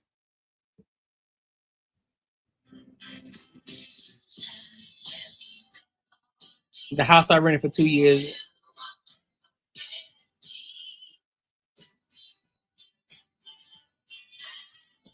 Oh, she making bread. Hold on. I own a laundromat where we wash and iron table linens and napkins for wedding venues. And this account has been with us for over 3 years. And I actually landed this account by cold emailing the wedding coordinator and offering to do an order for them completely for free just to try us out. And it turns out that one free order was definitely worth it. Because in 2025 alone, we processed 31 orders for them, and those orders totaled $32,478. For this account, we pick up every Sunday and deliver on Tuesday. My employees actually prefer to come in at 5 a.m. and leave at 2 p.m. And so having this account arrive on Sunday allows my employees to start on it first thing Monday morning. We have a pretty strict schedule on which accounts need to be completed and what day they need to be returned. Little did I know how. Yo, hey dog. What? She made just as much off social media as a laundromat. People like watching people count laundromat money. That's what I'm saying. Bro, yeah, I got it, man. Money bag back. Money bag cam. Yo, So in the year 2025, I'm on track to make around $200,000 off social media. I'm actually hoping to build or buy a second laundromat, so I plan on staying in the business for a long time. I would want a laundromat that's very run down. Like, I would love to do that renovation process again, at putting in new machines, building it up and scaling it to be a bigger, better laundromat. And if I don't buy, I would love to build one and just start from scratch as well.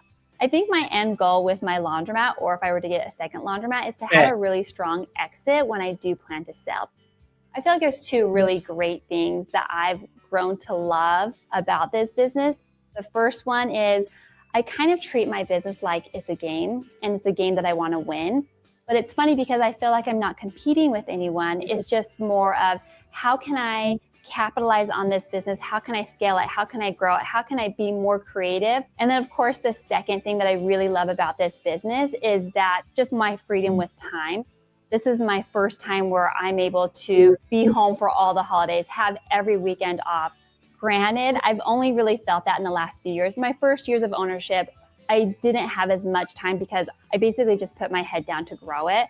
But now I'm feeling the fruits of that labor, and I would do it again in a heartbeat. Dog, there's money out here. So you remember when I was telling y'all about the lady we were watching before, Cody Sanchez, right? She talks about these type of businesses. She talks about, hey, listen, these are the boring things that make you money. Laundromats, old car washes, what else? Like other little business, other small businesses that people drive past every single day that you don't even think about. There are owners that are waiting to freaking sell. They're waiting to sell their business for fractions on the fucking dollar. All you gotta do is go in there and invest. All you gotta do is come in there, talk with them, see what the issue is, see if you want to invest in that. Boom. Now you got your whole entire business and you can run it how you want to. And you don't even have to rebuild. You don't have to build the shit from the ground up. You don't have to go find land. The shit is already set there for you. Man, bro, I gotta talk to him. We gotta have a conversation. I might have some things in the works. I might got some things in the works, bro. Fam, I might have some things in the works because there is no fucking way. No way. No way. Listen, your savings account is robbing you blind. But don't worry, I found out a way how to make my money work for me in my sleep, and I can help you do the exact same thing. Now, this isn't no get-rich-quick scheme. This isn't no pyramid scheme. This isn't something just trust me situation. This is legit, and this is something that your every average day person can implement in their lives, and they can really get to a bag. This isn't a short-term play. It's a long-term play. There's a promo going on right now, so you definitely want to jump on it before the price goes up because this is too valuable. The link is in the description, and hey, let's get our money up. Let's get back to the video. I just gave you a random fact right there in that video. But look, let's go into this other video. So this shorty here, she says she's bringing in $600,000 per year for painting nails, bro. For painting nails. So I'm curious to see what she's talking about. I want to hear this story. And then I'll give my thoughts and opinions along with the video. All right. So let's go ahead and rock it. Cause this shit got me tripping. The American dream is very important to me because I want to be able to prove that you could be anything you want. And I want to be able to inspire other people to do the same thing like I did. I moved to a new country and didn't have money. I didn't have anybody. And I'd be able to do that. So you can do it too. My name is Jenny Nguyen. I'm 29 and I am a celebrity nail artist based in LA.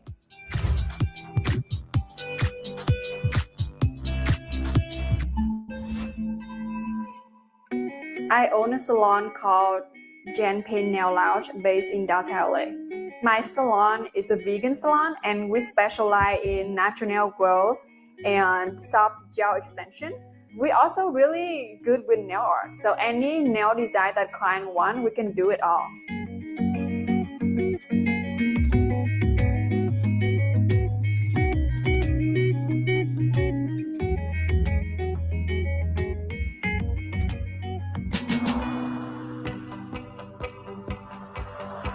I grew up in a village called Hungtae.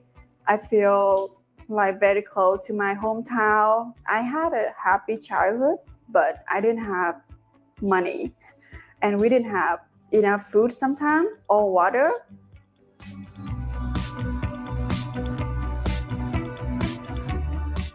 The only job we could do is making rice. And we depend a lot on the weather. So when a storm hit, we basically lost everything.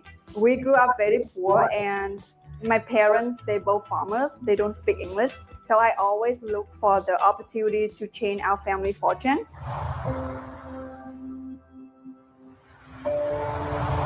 When I first found out I moved to America, I was so excited.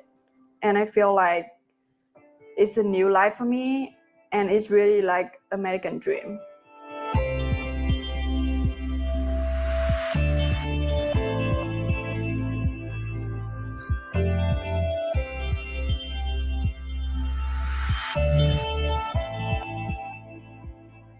When we first moved to the US, we landed in New York, and my families and I, we share a basement. And I really scared when we moved there. The weather was so cold, and we wasn't really prepared for that.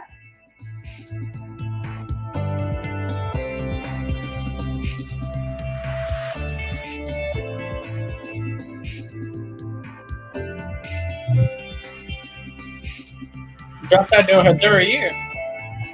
I have 3 younger siblings. I have a lot of responsibilities, so I was always looking for opportunity to make more money to help my family. I'm the oldest, so I feel like I'm like their mom because we didn't have right our mom with us. Yeah, I never forget when she wasn't playing, the bro. feeling of being helpless. She was when not I playing. wanted to help my sibling, but I can't.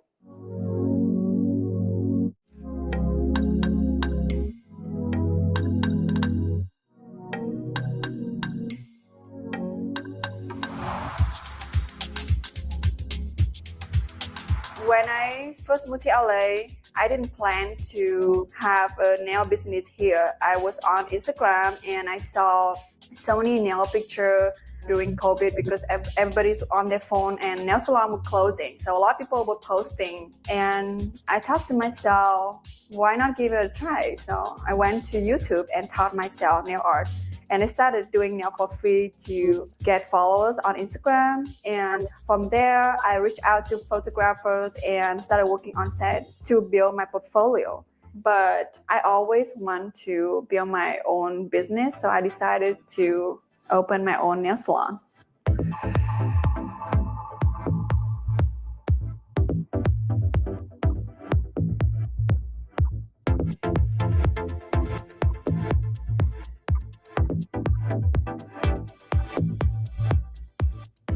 When you first open a business, it's very stressful, especially the first day of a month. You look at your bank account and you see all red, and you're like, oh my God, how can I survive in next month? So you have to work harder.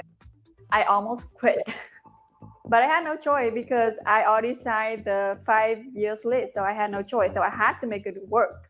I couldn't afford a front desk because I put all the money to build the salon. So I had to be everything. I had to be a front desk, to be a manager, to doing nails at the same time. And after work, my fiance had to come in and help me with the front desk. Her salon services cost anywhere from $25 to $125. But I'm telling you, LA, out of all the places you could have went to with social media, hey man, could have waited on that one. I ain't gonna hold you. You could have waited on that one, but hey, listen, do your thing. She also charges $500 to $1,000 per day for her on-set work and $500 for celebrity house calls. Ooh, that's what her bank. Listen, that's what she making her bread at. That's where the bread is coming in at. I guarantee that's where the bread is coming. Because I'm pretty sure she get a lot of those on-set calls. Oh, hey. I only had 2 people working at salon, and I have some unkind people that were telling me that I should close my salon because I don't have people working there. And it was really sad, very stressful. And also it's about mental health. As an entrepreneur, especially when you started building your own company, you don't have money to hire people, so you try to do everything yourself. But I burn out, and it's not good for my mental health and also my physical health. I always feel exhausted. So if you want to go far, you have to go together.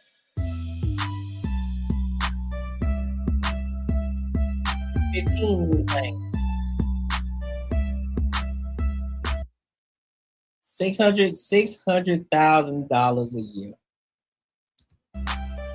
Another thing about the service business, I personally don't think that's a lot when you consider where she live at in LA, but she ain't broke down the expenses yet, so we'll see. is you have to make sure that people happy. Like I care about my employee happiness. I make sure they have good income and they're happy, because if you do nails and you don't feel happy about it, then you can't do a good job. The working environment is very important in the service business. It's all about people. Starting your own company is not easy as you think it is until you really do it, but it will get better over time.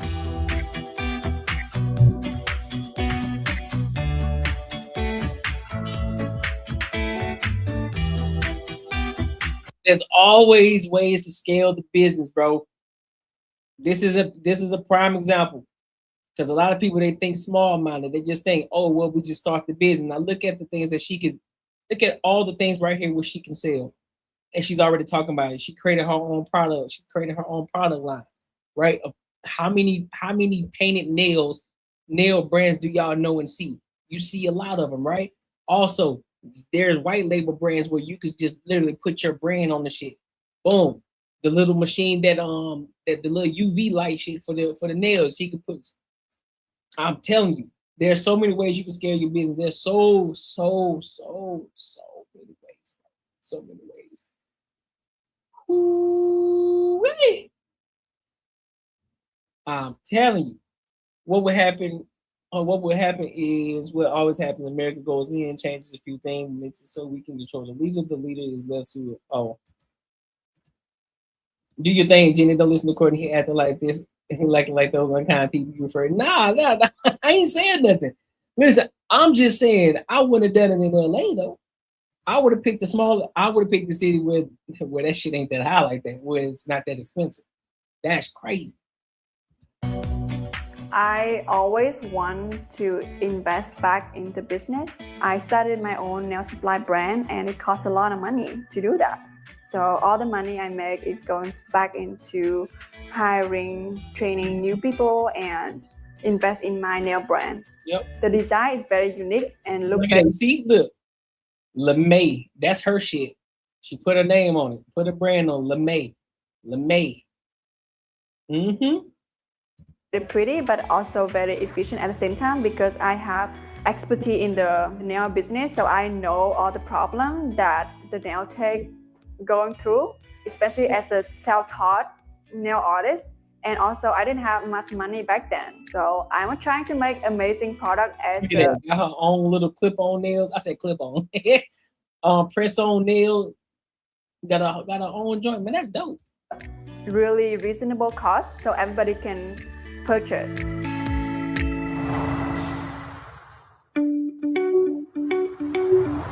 I'm so proud. We just opened last year, you know. I think my company doing well because I work really hard and I would determine to make it work. I always think about my family. Like I have to make it work. I have to have a career here and move my family here. No choice.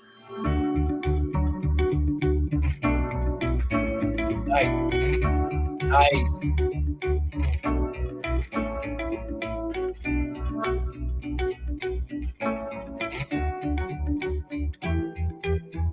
And look at that. Look what Brandon gets you. Now that name, now you're gonna be seeing that name all over the place. Free education app called LeMay Lab to help improve literacy and language learning across the world. This is what I call thinking outside the box. Thinking outside the box. Listen, your brand can go bigger. Your brand can go bigger than just what it stands for in the business.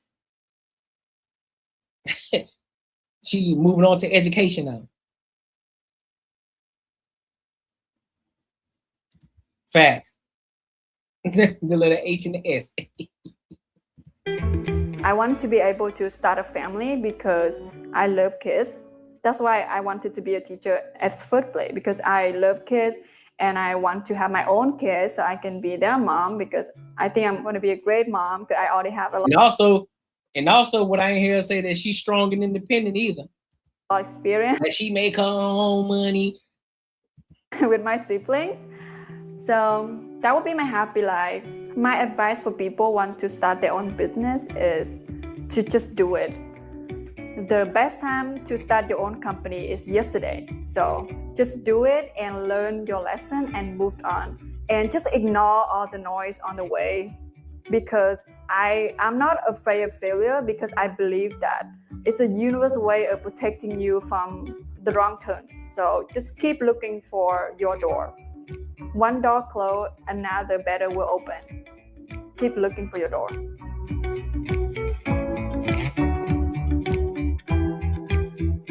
Fam, do y'all not understand? First of all, shout out to her.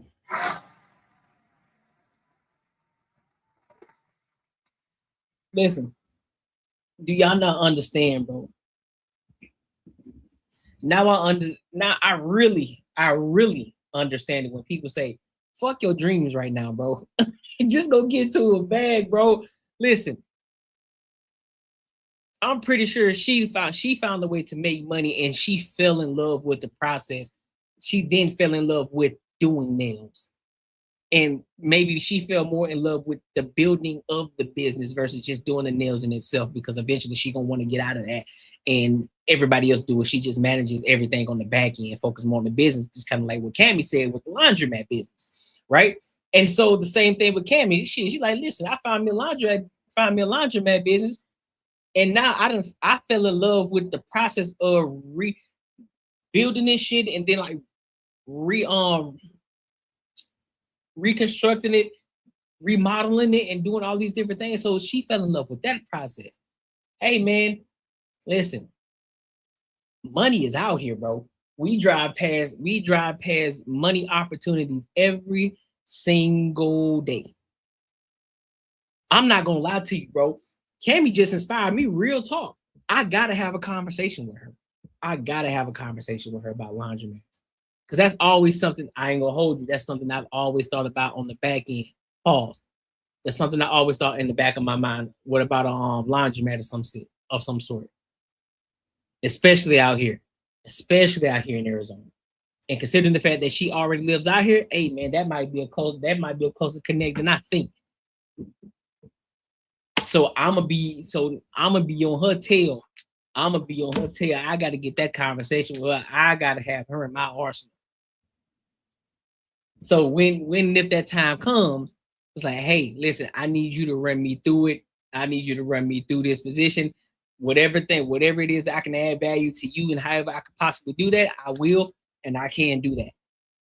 But I'm gonna need that. And for all of my nail tech ladies out here who doing your business at home, listen, find ways to scale your money. I know you starting to make a little bread, and I know it's that your pockets are itching because you want to pay for some shit, you want to buy some shit because you make a little extra money. I'm telling you now, take that money and reinvest it back into your business, so that way you can scale your way up out of your 9-to-5 job. That's what you're supposed to be doing. Facts. That is exactly what you're supposed to be doing.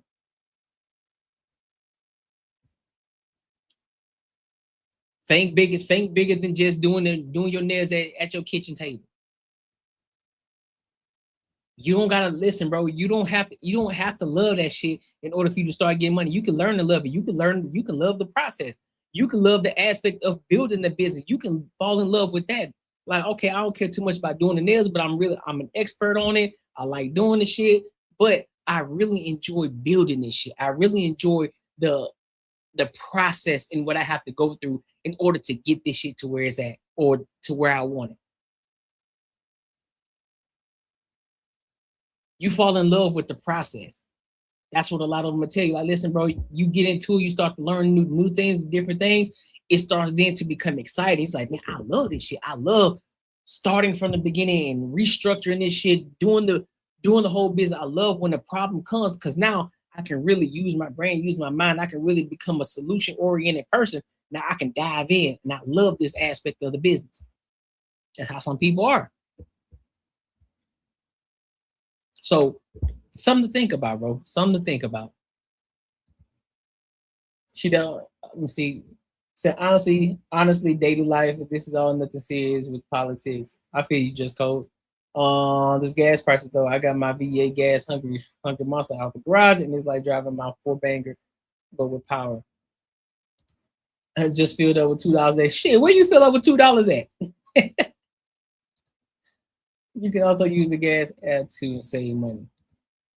Yeah, but yeah, I gotta get old girl. I gotta get Cammy. Bro.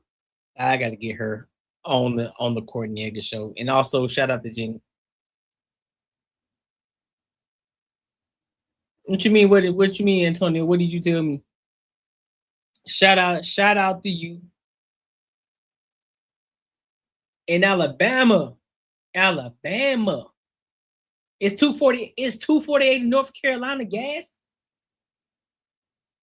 Ooh, wait. Yeah, buddy. That's what we like to see. That's what we like to see. Listen, your savings account is robbing you blind. But don't worry, I found out a way how to make my money work for me in my sleep, and I can help you do the exact same thing. Now, this isn't no get-rich-quick scheme. This isn't no pyramid scheme. This isn't something just trust me situation. This is legit, and this is something that your every average day person can implement in their lives, and they can really get to a bag. This isn't a short-term play. It's a long-term play. There's a promo going on right now, so you definitely want to jump on it before the price goes up because this is too valuable.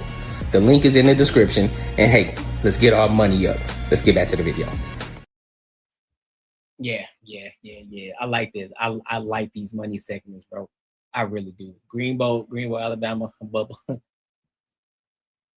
Nah, that's crazy, bro.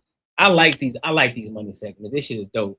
Cause shit, I'm learning more and more with y'all too. I'm learning more and more with y'all too, bro. Cause this shit here is crazy. This shit is wild. But hey, tonight was dope. Tonight was fire. Love the topics. I love kicking it with the chat. Appreciate y'all for kicking it with your boy. Now it's time for me to go ahead and get some shut-eye and kick back for a minute. And then I will see y'all. Make sure y'all are here Tuesday for the banter and barter. You know, we gonna cook up. I think Ashley gonna be back too on Tuesday. So make sure y'all are here for that too. So we can cook up. I think what 7:05 p.m. 7:05 p.m. Tuesday, 7:05 p.m. on Wednesday as well. That's the solo show. All right. So make sure y'all are here. And until next time, my good people, I will out.